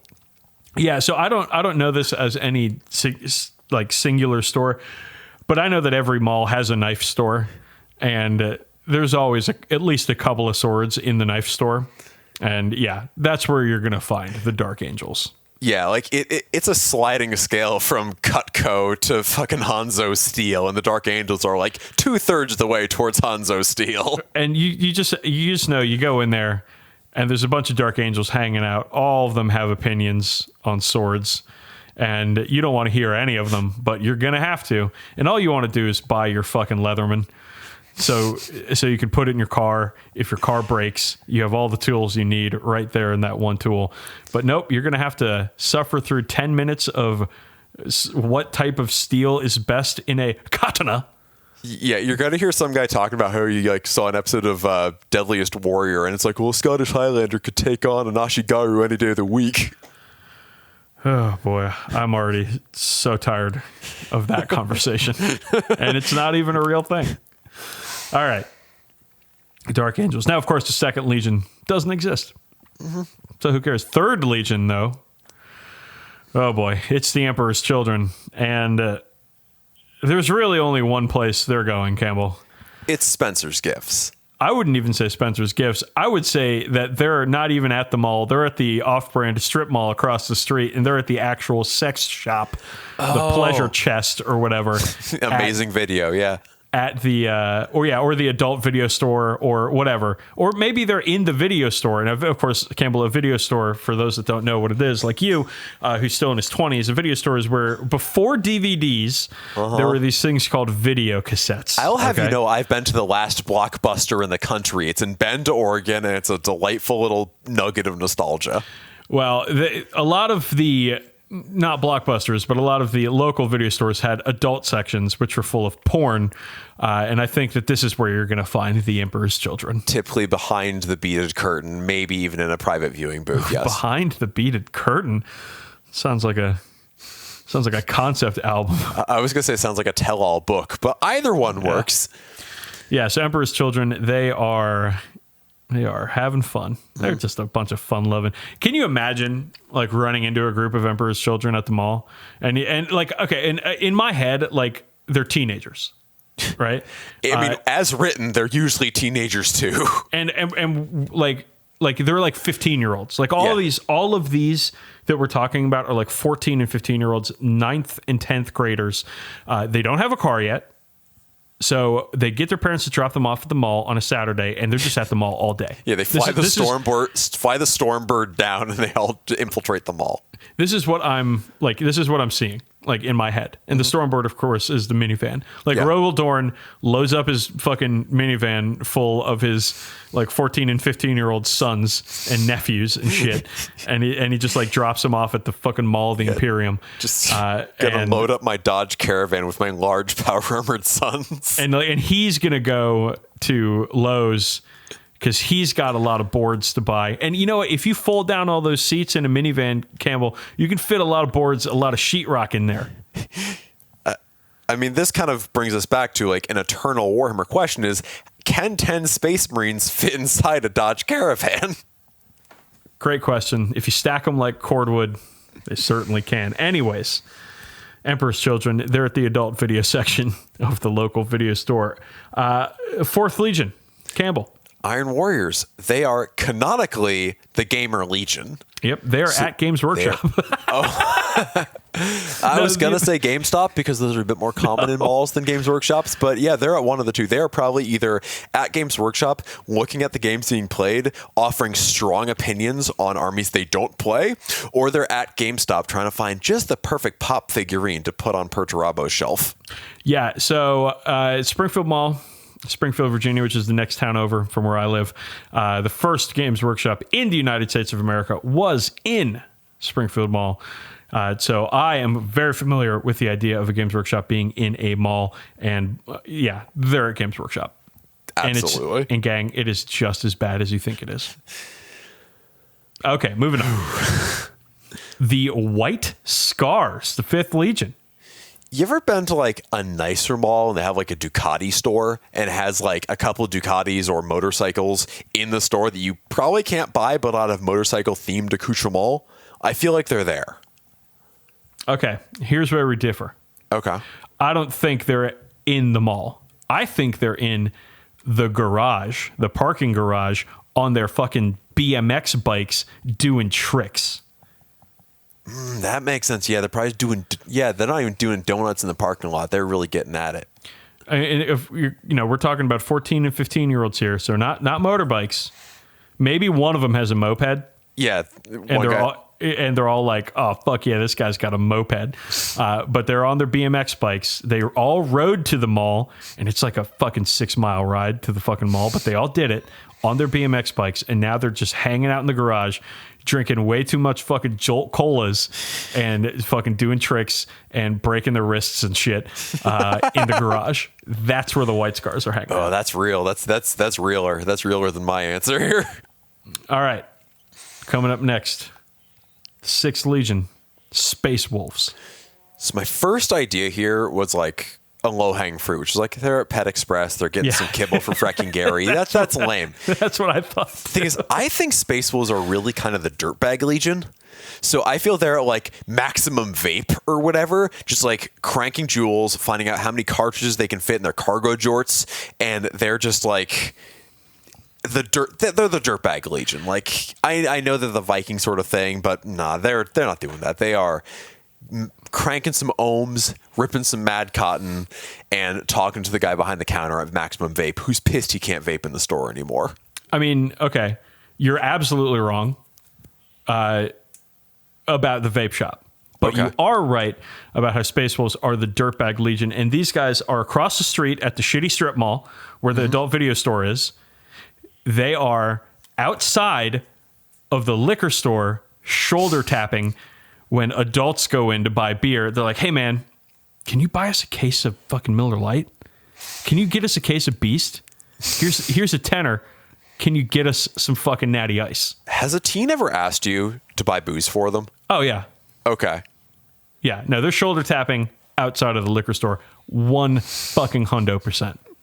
And it's Natty Ice. They drink. Oh yeah. It's officially the official beer of Space Wolves and Space Wolf players is Natty Ice, and I will not be taking questions at this time. And there's like one of the Space Wolves has like half a pack of their mom's cigarettes that they stole, and they're like, "No, you can't have any of my smokes." Yep. And they always have a Lucky cigarette in there too. I hated that shit when people would do Lucky cigarette, and it's like the last cigarette, and it's just like, "Oh, I can't buy me my Lucky cigarette." I'm like, "Fuck you, dude." Fuck you. Anyways, I used to smoke, gang. That's the joke. God, it's been 8 years since I quit smoking. Hell yeah, brother. Anyways, I'm happy for you. Yes, Space Wolves are fucking dirty kids. You know, there's always a kid in your school that smelled like dog shit. Yeah. Just always smelled like dog shit. Yeah. They didn't have a dog. No dogs. Just smelled like dog shit. That's what Space Wolves are. Yeah, that tracks. All right. Coming at you. Yeah. 7th Legion, Night Lords. Where are they at in the mall? They are, okay, I said Spencer's Gifts earlier for Emperor's Children because there's usually like novelty dildos in the back or whatever, but Night Lords are 110% at Spencer's Gifts, buying up all their Slipknot shirts and all the blacklight posters of skeletons they buy or that they sell. We're going to diverge here because Night Lords, have 100% been banned from the 2 stores that they want to go into in the mall, which of course is Spencer's Gifts and Hot Topic. Yeah. They have been banned probably for, I don't know, like pulling their phones out and showing everybody like pictures of like real gore on the internet. They're just like looking up gore pics and like showing them to the randos. Like, oh, have you seen this shit? It's fucking, oh, you like Slipknot? Wow. Here, look at this actual decapitated corpse. And it's like, and the manager, the poor manager of the Hot Topic is just like, you fucking Night Lords need to get the fuck out of the store and you can never come back. And so the Night Lords are in the mall. They are not at the stores they want to be at because they are banned, and they're really bitter about it. Yeah, they're just moping in front of the Auntie Anne's pretzel stand. Yep, just bringing the vibe way the fuck down. All right, Iron Hands, 8th Legion. What do you got? Sharper Image.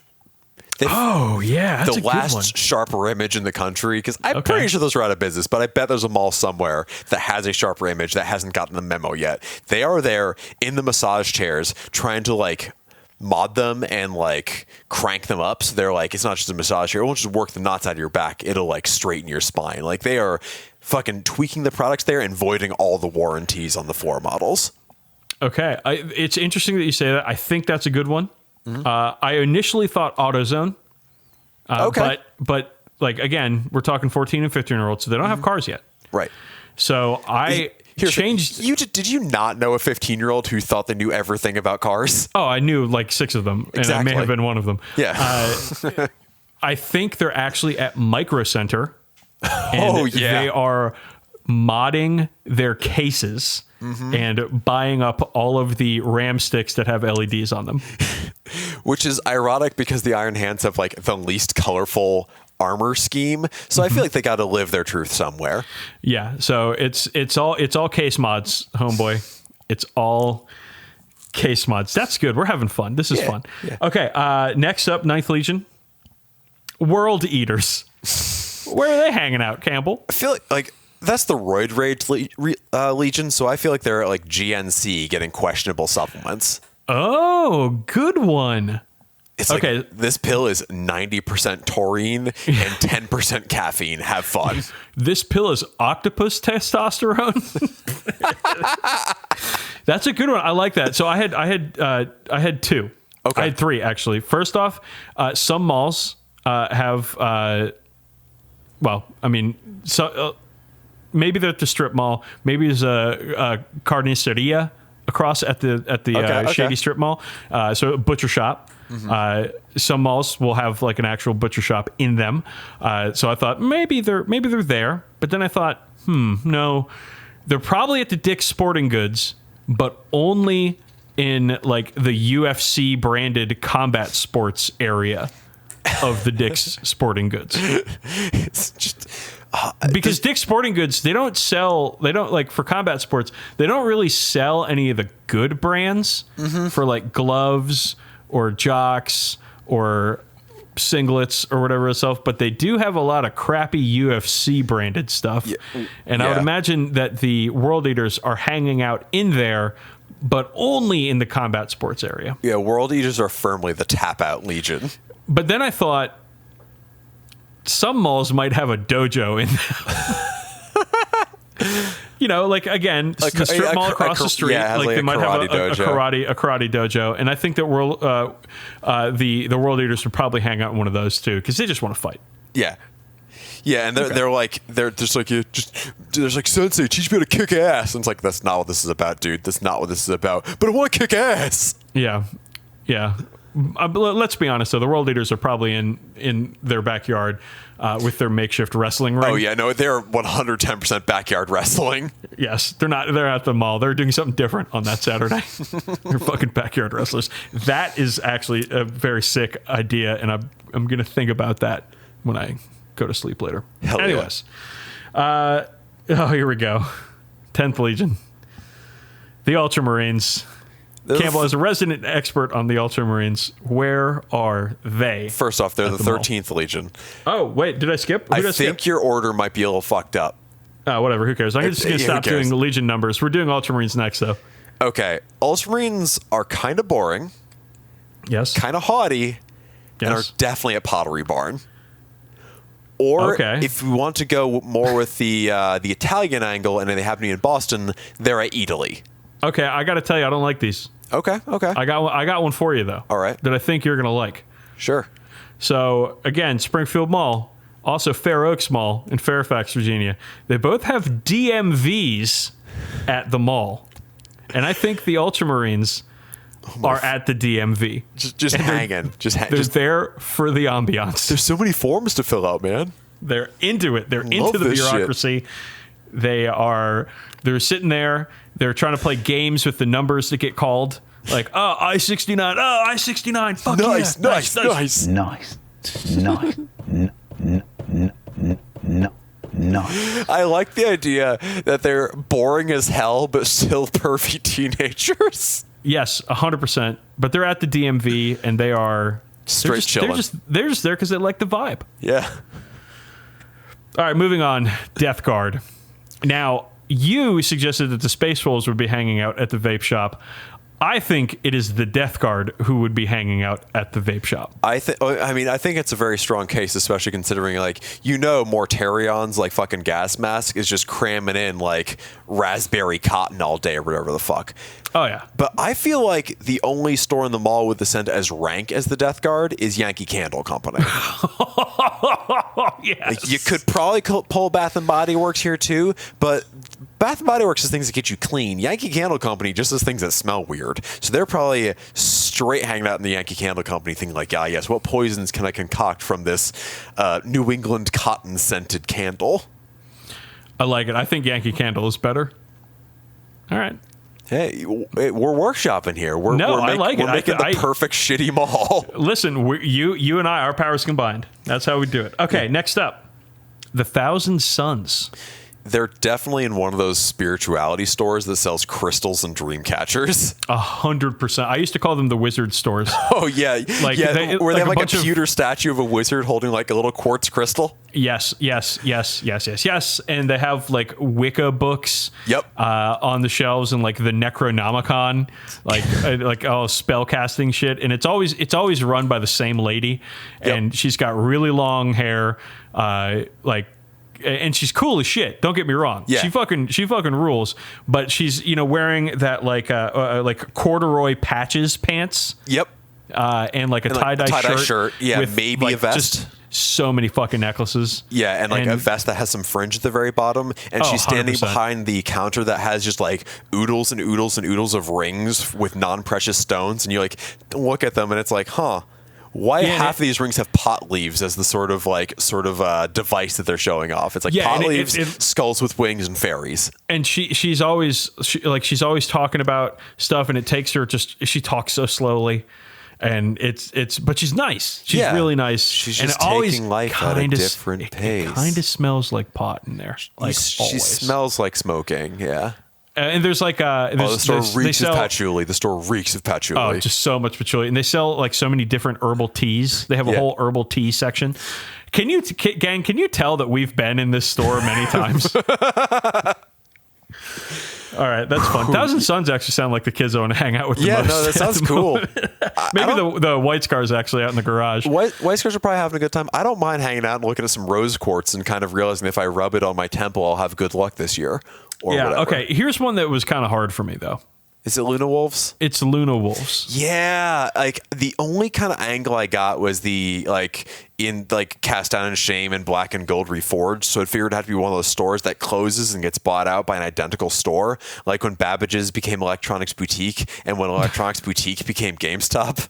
Yeah. Who would have thought that the Legion, known for its lack of personality, is hard to make jokes about. I went with the hunting section over at Dick's Sporting Goods. Okay. Just because and this isn't funny, gang. I'll make it quick. Their lore is like they're kind of barbarian-esque and they like to hunt stuff and they have like lodges and shit. Oh yeah, that's true. That's what I went for. All right, moving on. The word bearers are 100% at the Christian Science reading room. Well, the thing is, not many malls I go to have the Christian Science reading room, but some of them occasionally have like a Borders that's somehow still in business at the back of the mall, and it exclusively has like self-help books from 2008 and the Da Vinci Code, and that's where they're at. Nah, dude, it's 100% the Christian bookstore. Yeah. And they're there, and they are being annoying about it. Because they're fucking word bearers. They're like preaching the word to the person behind the counter, and like, yes, I know, I've read these books. Stop telling me about the books that I've read. I've written some of them. Stop telling me about them. Speaking of preaching, salamanders, where are they at? Williams Sonoma. They're getting cookware, but only the most finely crafted. Okay. I had them actually outside of the mall asking people to sign petitions. Oh, those are inside the mall too sometimes. Yeah, but then the mall cops get mad about it. The mall cops, of course, being the Adeptus Custodes. That's a bonus 19th answer for this stupid segment.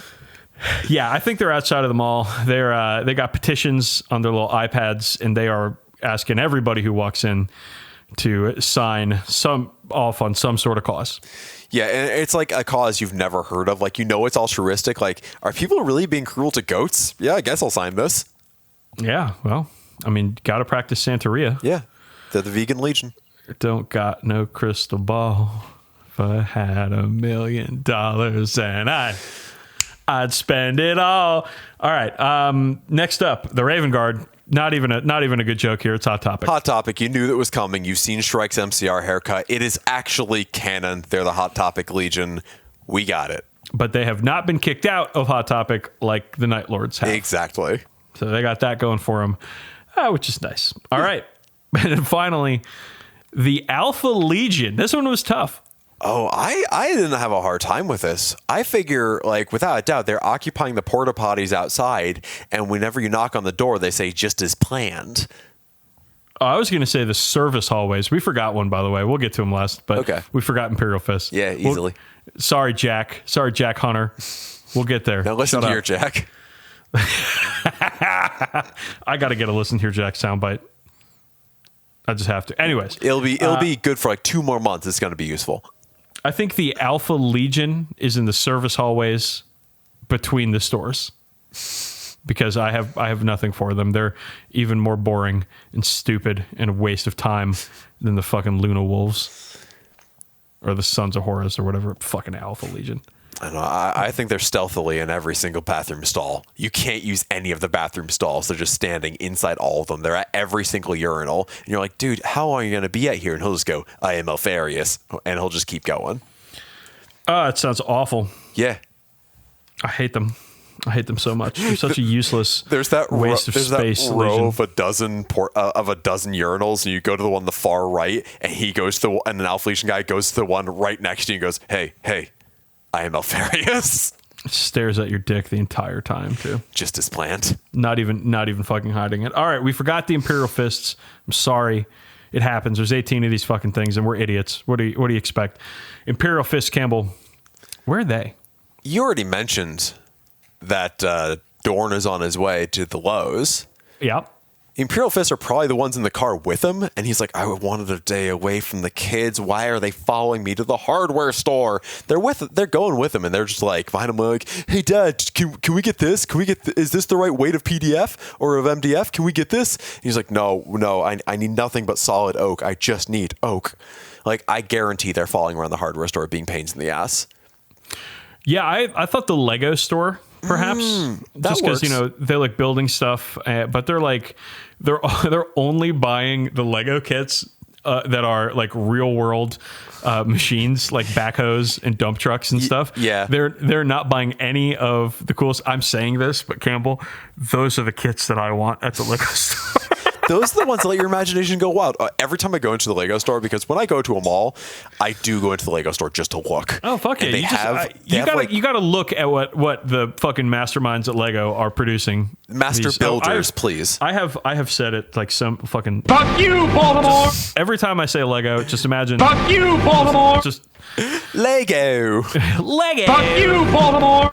But like every time I go into the Lego store, Fuck you, Baltimore. I look at the like the Star Wars kits. I'm like, yeah, those are cool. Star Wars is cool. The Marvel ones, I'm like, that's fine, whatever. And then I see the one where it's like, this is a cafe, and it's like it's got like 2 apartments above the cafe, and they're like furnished. And the cafe itself has like wait staff and people hanging out. And there's like a cat on the banister, and there's like a little streetcar and a little bit of road that goes next to it.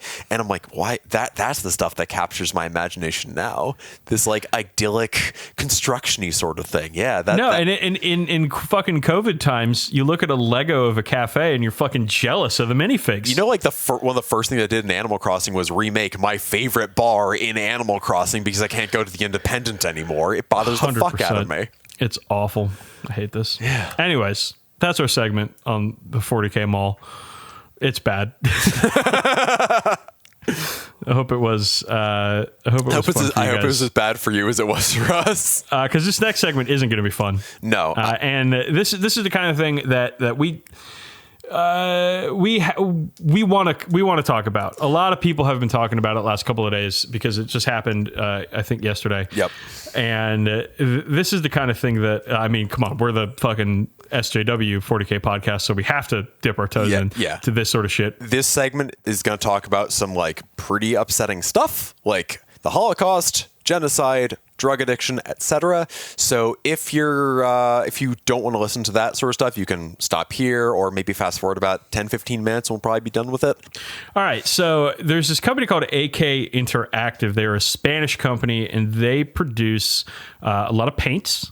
They also produce painting guides, right. And they had teased through a series of trailers, YouTube videos, a new product that seemed to be centered around historical atrocities. Right. They mostly aimed towards military scale modelers with stuff like weathering powder and so on, but they didn't really make it clear what they were advertising for the first few hours of the day. And this is almost like an hour by hour sort of thing because this progressed very quickly. But right. So yeah. I believe their first video came out with still images from the Holocaust, of course. Correct. The Holocaust being the systematic extermination of ethnic groups by the Nazis during the World War II years. And it seemed it's just this extremely tone-deaf, very edgelordy kind of. I don't even know what they were trying to do at this point. Yeah. In the day. Like it was just like, we're doing something and here's the Holocaust. Isn't it awful? Oh my God, it's so awful. And you better stay tuned to AK Interactive because we're doing the Holocaust. Right. It was like a Joker font saying, "Are you ready?" which only makes me think of Jonathan Davis saying it. Yes. Horror movie music, barbed wire like running across it, and again, excerpts of the Universal Declaration of Human Rights cut over footage of the Holocaust and a little later the Rwandan genocide, including video of like people being thrown into mass graves, and it wasn't clear what was being advertised. And then came a post on their Facebook page which had a picture of a Nazi death camp crematorium and text saying, quote, "the ruthless extermination." And would you mind if I read this sort of awful shit? Please. This is not the fun dramatic reading of the episode that happens later. The harsh reality. Are you ready? September 3rd, 2020. 4 grams of Zyklon B, a pesticide made from cyanide, largely used in prison camps of Auschwitz and Oranienburg, are enough to cause a dreadful death. Jews, slur for Romani people, gays, and every individual who showed any hint of dissidence in front of the Aryan postulates were the right candidates for confinement and extermination, just like a plague of insects and rodents. During the Nazi barbarism years, all those people were considered subhuman beings who had to be erased from the world. They were not women, men, or children anymore. They were infectious rats who were putting in danger the German utopia and had to be treated as rats. How do we deal with rats? Using poison, of course. And that's it. There's no further explanation over what this is at this time. Why they're saying this, I get they're trying to put some of this in a historical context, but they're using the language of the monsters here to do this. Right. And without any context, and in all honesty, context, it did not help this whatsoever, as we'll find out. It was just confusing at this point, as opposed to, it was confusing and offensive, as opposed to really confusing and really offensive. Well, it sounded like they were glorifying the actions of the Nazis in the Holocaust. Right. When you say, how do you deal with rodents, or how do you deal with parasites? With poison. It's like... Now, I don't know if there's a language issue here, because again, AK Interactive is a Spanish company from Spain. So any of their English Facebook posts and most of their English language marketing material is stilted. Yeah, the English is a little... it's very clearly not written in English as the first language. There are like stilted or mistakes, and then there's just like this, like the only word I can think of is glorifying genocide. And like I'm sitting there, like I wasn't following it as closely as some people were, and there were a lot of people following it very closely. But I just remember, like, from one of these videos, they show actual video of bodies being dumped in a mass grave in Rwanda. Yep. In one of the most horrific, and not even that far away. No, it's in like time-wise. It's in living memory. I was alive and a little bit cognizant when this was going on. Like, the Rwandan genocide ran until, I think, 1994. Yeah. And the people in that video some of the people in that video may very well still be alive. Right. So it's like, you're looking at this company and it's just like, what the fuck is happening? And this is when, like, we start to get some outrage in the community, right? Like, people are very confused and obviously very upset about what this company is doing. Yeah. So they were advertising this stuff for a September 3rd release. Now, right now it's September 2nd, and we're talking about this because it happened yesterday. So they seem to have been like, oh shit, we actually need to provide context for what we're doing before people freak the fuck out. So instead of damage control, they just accelerated the schedule they're already working on. This is where it shows that the AKI people are extremely misguided, because what they were putting out is a book called Condemnation. Now, it's the full title is Condemnation: When Modeling Becomes Art and Art is a Social Denounce. That is the title. Okay, well, that's some excellent bad translation English. The book is about creating dioramas of historical atrocities to a hyper-realistic level. Right, and it is not limited, is advertising, but not limited to modeling the Holocaust, namely gas chambers and Zyklon B canisters and so on, the Rwandan genocide, including how to model a mass grave, the shrinking of the Aral Sea.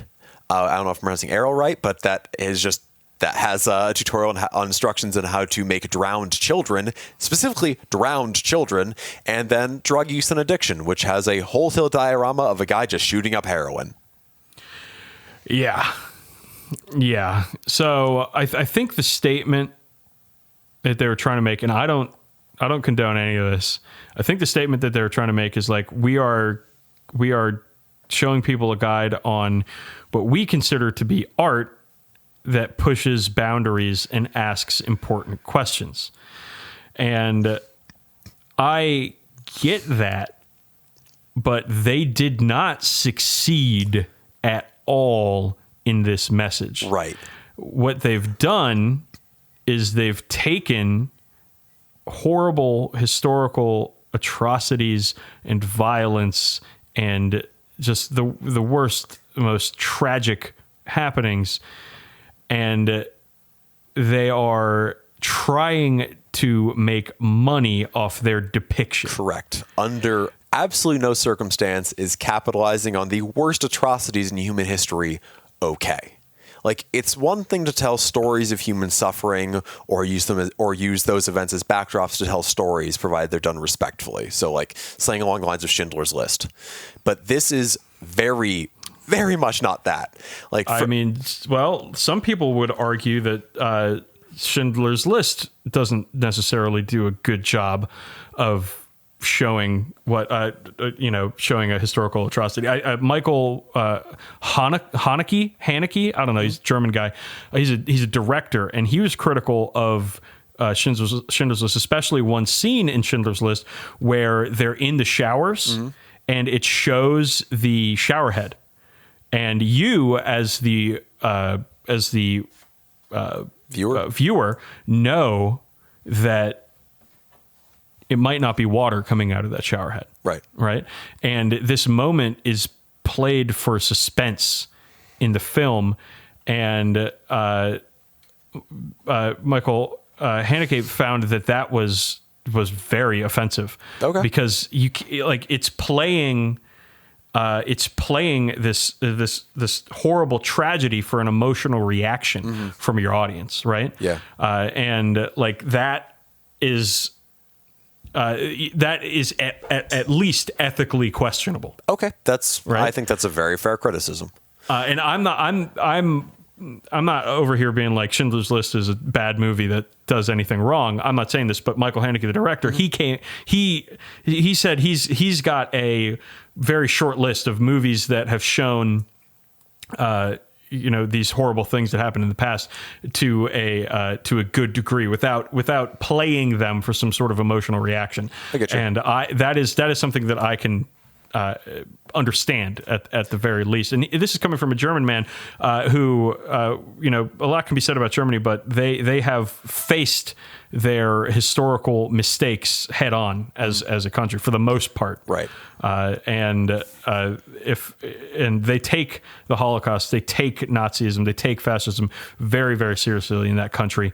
This is something, and we'll get into it in a moment, about Spain, the country Spain, that is very interesting. Okay. Well, I'm going to provide some context, but go ahead. Okay. You're going to say something. well, I was going to say, if there may be problems with various depictions, such as Schindler's List, that some people may not dig or may find offensive or wrong-footed, but they're at least trying to be respectful about it. And Yes. in this case, there's this edgelord font they're using on everything, down to the page layouts. They're using this edgy font. They're using the trailers are cut like shitty horror movies, and it has the same parental advisory sticker you'd see on a Slipknot album. And it's very clear that this was not handled sensitively or with care. There's one bit of the copy that says, hold on, so let me see if I can find it real quick. Come on, fucking 8. Well, while you're looking, it says, okay, go ahead. the first modeling book rated 18 plus for its toughness that can hurt feelings. Again, I'm sure we're losing something in the translation there, but yeah, the tone deafness of this book is completely wild. They call it art. Somebody, Jack Hunter, our friend, actually, who I was teasing earlier in the show, he brought up a good point about art yesterday, where is that if we have good art, then we have to have bad art.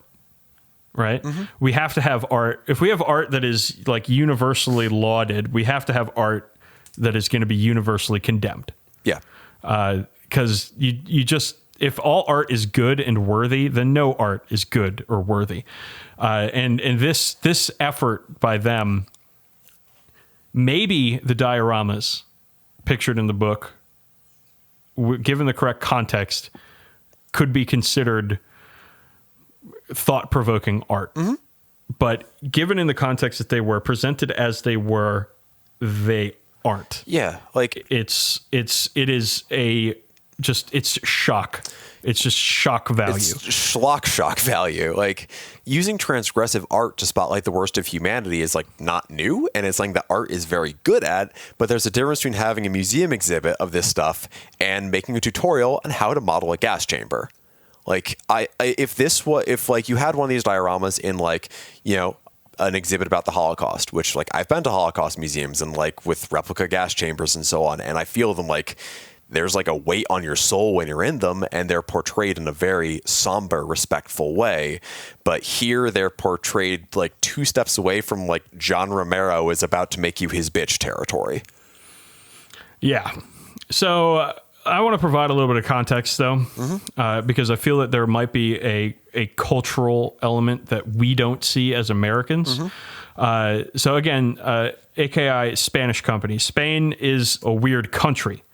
They had a maybe not fully fascist, but a nationalist military dictatorship until 1975.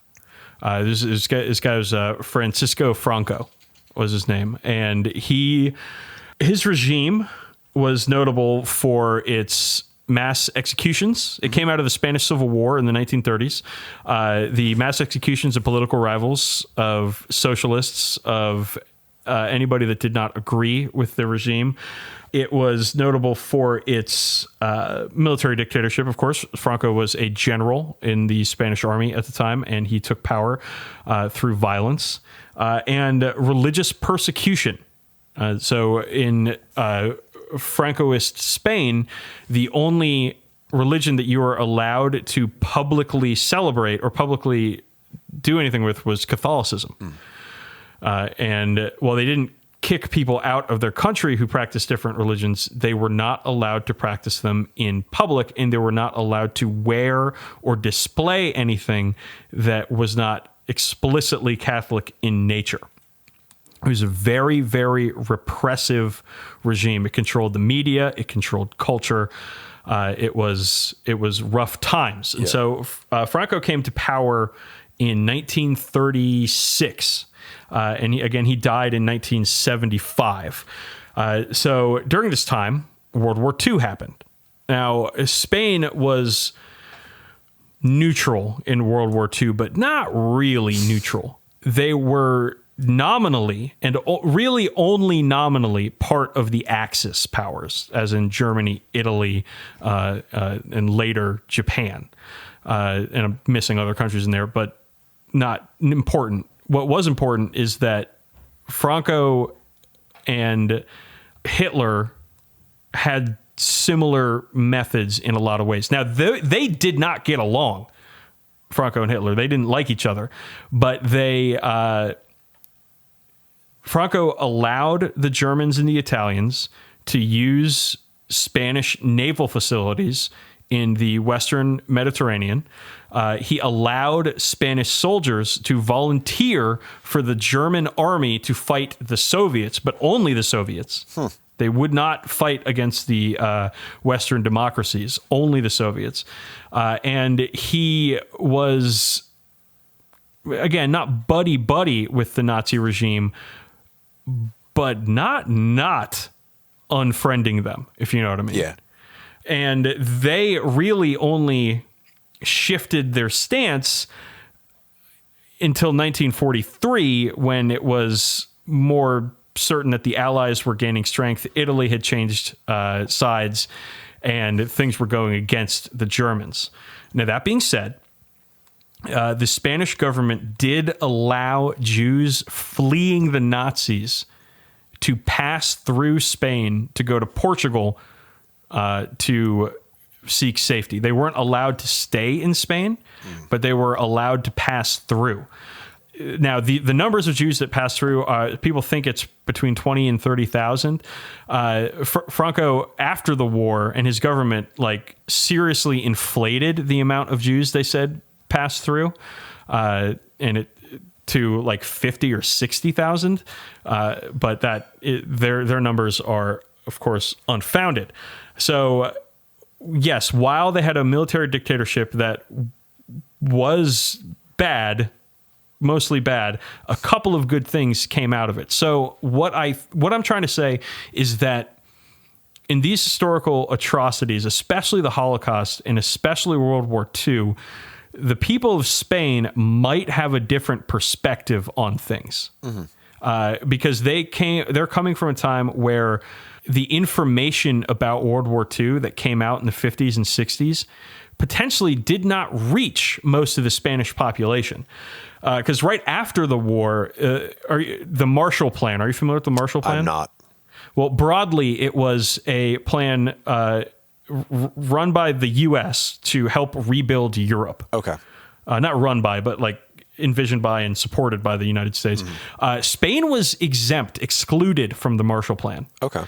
Because they were, again, nominally an Axis power with a military dictatorship. So they were sort of isolated from the rest of Europe until the 50s, when Dwight Eisenhower was like, oh, wait,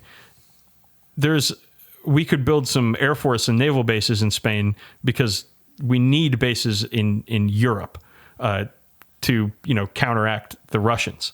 And so it wasn't until the mid-50s when Spain stopped being isolated by the rest of Western Europe.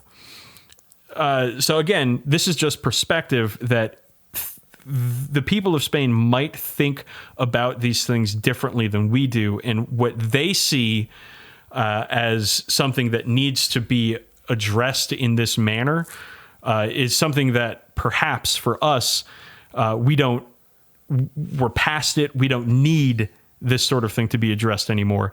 And again, I'm not trying to defend AKI. I'm just saying that our perspective as Americans is almost 100% going to be somewhat different than their perspective as Spaniards. I get that. But did you hear their apology? I did not hear their apology.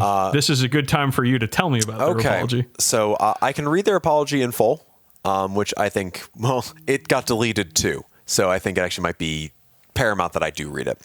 Okay. Sorry for everyone listening for lengthy history lessons and not so dramatic readings of apologies. We'll get there. We'll get to the dramatic fun stuff in a bit, but this is important, and we felt like we should talk about it. So, at AK Interactive, our intention has always been to push the boundaries of our hobby. Yesterday, we posted some content online to advertise our new book, Condemnation, that offended many, and for that, we sincerely apologize. It was not our intention to offend, and we deeply regret that it had this effect. In the morning, we launched a hard-hitting advertising campaign for our new publication, which contained graphic images and phrases from historical texts that many found offensive. The content we posted portrayed human suffering in its most extreme form and was accompanied by articles from the Universal Declaration of Human Rights. This was designed to demonstrate the disconnect between the ideal of human rights and the lived experience of so many throughout recent history. We kept those videos online for a period of time during which they were viewed several thousand times and then removed them, advertising the book through another video that was also then taken down. Our aim in posting this content was to generate the feelings of rage and indignation that such human tragedies generate when they first occur, and while this anger can persist, all too often these tragedies are soon forgotten and their memory disappears as if they had never happened. That is the subject of Condemnation. It was designed as a humble piece of social commentary, bullshit, capturing such tragedies as the Vietnam War, the genocide in Rwanda, the disappearance of the Aral Sea, and the ravages of drug addiction, so they are not forgotten. The concept behind Condemnation was to assemble a team of first-class modelers to capture something of these events and themes in miniature through a series of vignettes and dioramas made with a painstaking and painful realism. It is an unconventional approach to our hobby, but one we believe has a valid place in it. We hope modeling can be a tool for social commentary, raising awareness, and causing the audience to ask fundamental questions. We approached this difficult subject with care, they didn't, taking the advice of journalists who have worked in conflict settings and with organizations who work in the field of human rights. We decided upon an advertising campaign that would recreate the same feelings of disgust, horror, and rejection as news of these events themselves would do. It was designed to prick our reader's conscience, like the theme of the book itself. We knew it would be controversial, but we accept that the content shared as part of the advertising campaign was a misjudgment on our part, and that we underestimated the offense it would cause. AK Interactive is committed to human rights. Proceeds from Condemnation will go to a local NGO, Ethiovita, that works towards the reconstruction of Ethiopia, a country that has suffered from several decades of civil war. As a company, we have supported local charities and initiatives, and during the worst months of the COVID-19 pandemic, we donated several thousand euros to different organizations. On this occasion, we got it wrong, and we wholeheartedly apologize for any offense caused by our advertising campaign and the images and sentiments it portrayed. We do believe modeling and act as social commentary, and that the content in Condemnation is one means by which we can explore and reflect upon some of the darker sides of the human condition. And we sincerely hope that one day, the Universal Declaration of Human Rights will truly encompass all of humanity. So that's their apology. Okay. I think it's cool that they did apologize. However, their language is a bit loaded. Because saying that we decided to make something that was going to offend people is very much like 14-year-old edgelord bullshit. Because understanding that something you make might offend some people is something you should take in mind whenever you're making anything, really. Like, doesn't need to be exhaustive, but you should just think, is this going to make people mad? But there's a difference between making something that's going to be controversial and actively profiting off human misery. And there's a difference when you say, even the way they say some people found this offensive. It's like, yeah, if by some you mean most. Because I saw people, like multiple stores, drop AK Interactive as a vendor because they don't want to deal with them anymore over this. I saw people saying, like, from more conservative people than us, which is frankly most people, I guess, saying, I don't like cancel culture as a concept, and I don't like, people being clutching their pearls, but this is too much. Like, this feels like something that they rapidly had to put together because they realized it was costing them money. And the notion that, like, some of the first print run of this book will go towards a charity. Like, okay, that's nice. Problems are, how much? It should be all. And secondly, that company, that NGO, Ethiovita, I couldn't find word one about them online. They might exist. They very well may exist. I couldn't find anything. Friends of mine who are connected to charities couldn't find anything. And I'll just put a quick plug here. If you actually want to help people who have been the victims of genocide or whatever, donate to the Center for Victims of Torture, which you can visit at cvt.org.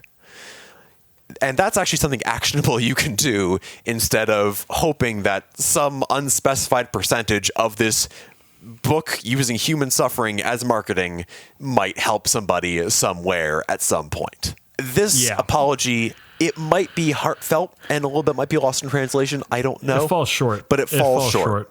Yeah. And the thing is, they're still selling this fucking book. They are still selling this fucking book. They pulled the ads. It's still up for pre-order on their website. That sucks. It might not be by the time we go to publish, but when I checked earlier today, before we started recording, I looked too. It was up there. You can still pre-order this book. The ads are gone. I think one of the reasons we were pretty about reading them is because they've deleted them, which is the coward's argument, because they weren't able to respond to the negative press. Like, a lot of time when I see something from a company, let's say it's a company making some like an alt-right adjacent bullshit, whatever that may be, or using some of that sort of language, in the comments you'll usually see some people saying like, hey, that's fucked up, don't say that, and some people saying like, hell yeah, okay, hand emoji or whatever the fuck. With this, I didn't even see that crowd come out. Because this is addressing that these things are awful things that happened, and also that we should profit on them. And it's rare that you can find true unity, and the unity of fuck AK Interactive is not something I was expecting, but they decided to go full 2020 with this one. Yeah, man. And I think that I do feel a little bit bad for them, because I think that they may have come from a place of good intentions with this, but there's a way to respectfully address tragedy and atrocity. Mm-hmm. I mean, the Holocaust Museum in Washington, D.C. is a wonderful example of that. There's monuments to all sorts of atrocities all over the world that are respectfully addressing some of the things. A movie like Schindler's List, I think, does a pretty good job. Book like Ordinary Men, like there are a lot of really powerful pieces of media that cover these sorts of topics. This ain't it, Chief. No. This is a lot of things, but this ain't it. Yeah, and I it's more than just what font you choose. It's more than just what kind of video you put up, and like it could have been done well, and it's a shame that it wasn't. But I do honestly feel a little bit bad for them, because it does sound that while they were misguided, very, very misguided, this may have come from a place of good intentions. Yeah. There's the thing that just the gall of it, though, just like how many people were involved with this, because this isn't just writers, modelers, model makers, like graphic designers, video editors. Like there's a lot of people who were involved in this, and somewhere in the pipeline, someone should have said, yo, this is a bad idea. And no one did. Or if they did, they weren't able to change anything. It's sometimes bad ideas don't start out as bad, and it might sound like I'm defending them. I'm just going to stop, because I don't think that this product or this marketing campaign is defensible. But I do feel bad for the people that were involved in it. And if you do want to buy modeling supplies that aren't from AK Interactive, there's many companies out there, whether it's Tamiya or Secret Weapon Miniatures, whoever the fuck. There are so many companies that do this stuff. Vallejo is a Spanish company. Is a Spanish company that hasn't done any. They got in a little bit of hot water for like advertising, like use this paint set to paint your Nazi airplanes or whatever. But it's kind of like that's sort of in the like deniable, out of touch dad sort of way, as opposed to this where it's quite so actively offensive. Like they at least changed the name of their black paint from Negro Gold, which in English has different connotations, to Necro Gold. Like it's a minor thing, but it's a good move. All right. Let's put this one behind us, gang. If you want to talk to us about this, if you have any criticisms of what we were saying, or you want to challenge us on anything, please feel free to do so. Contact at 40kbadcast.com is the best way to reach us. We would love to have this conversation with you, our beloved listeners. But we're going to move on to the marquee. We're going to have a couple chuckles to close the show out, if that's okay with y'all. Campbell, it's Fact or Fan Fiction time. What do you got for us this time? I'm going to dip back into that well of the 40K cross-function challenge and pull up one that I really enjoy, that I hope some of you enjoy in some capacity. The two bodies had been decimated. The flesh had been burned beyond recognition, reduced to little more than ash and charred meat. Inquisitor Dinkley surveyed the scene in a moment. The ecclesiarch and his servitor had been killed by some form of melta-weapon, though the decomposition that had set in made it difficult to be more specific than that.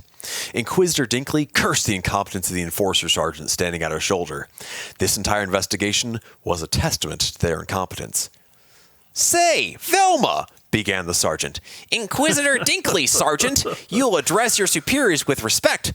Oh, my God. Right, yeah. Inquisitor Dinkley. What do you say we split up? We can cover more ground that way. Inquisitor Dinkley considered this for a moment. It would certainly be a relief to be free of the man's inane chattering. Then she considered the prospect of setting a man such as Enforcer Sergeant Fred Jones loose in a situation as delicate as this, and she shuddered. The sergeant was certainly a handsome, confident man, with the air of a natural leader and a near-perfect record, but that polished, blonde exterior masked a man that was conniving and cruel. He had a reputation as a tactician, and his file included some of the most nefarious traps Inquisitor Dinkley had ever come across. Inquisitor Dinkley looked at the bolt pistol resting against his hip.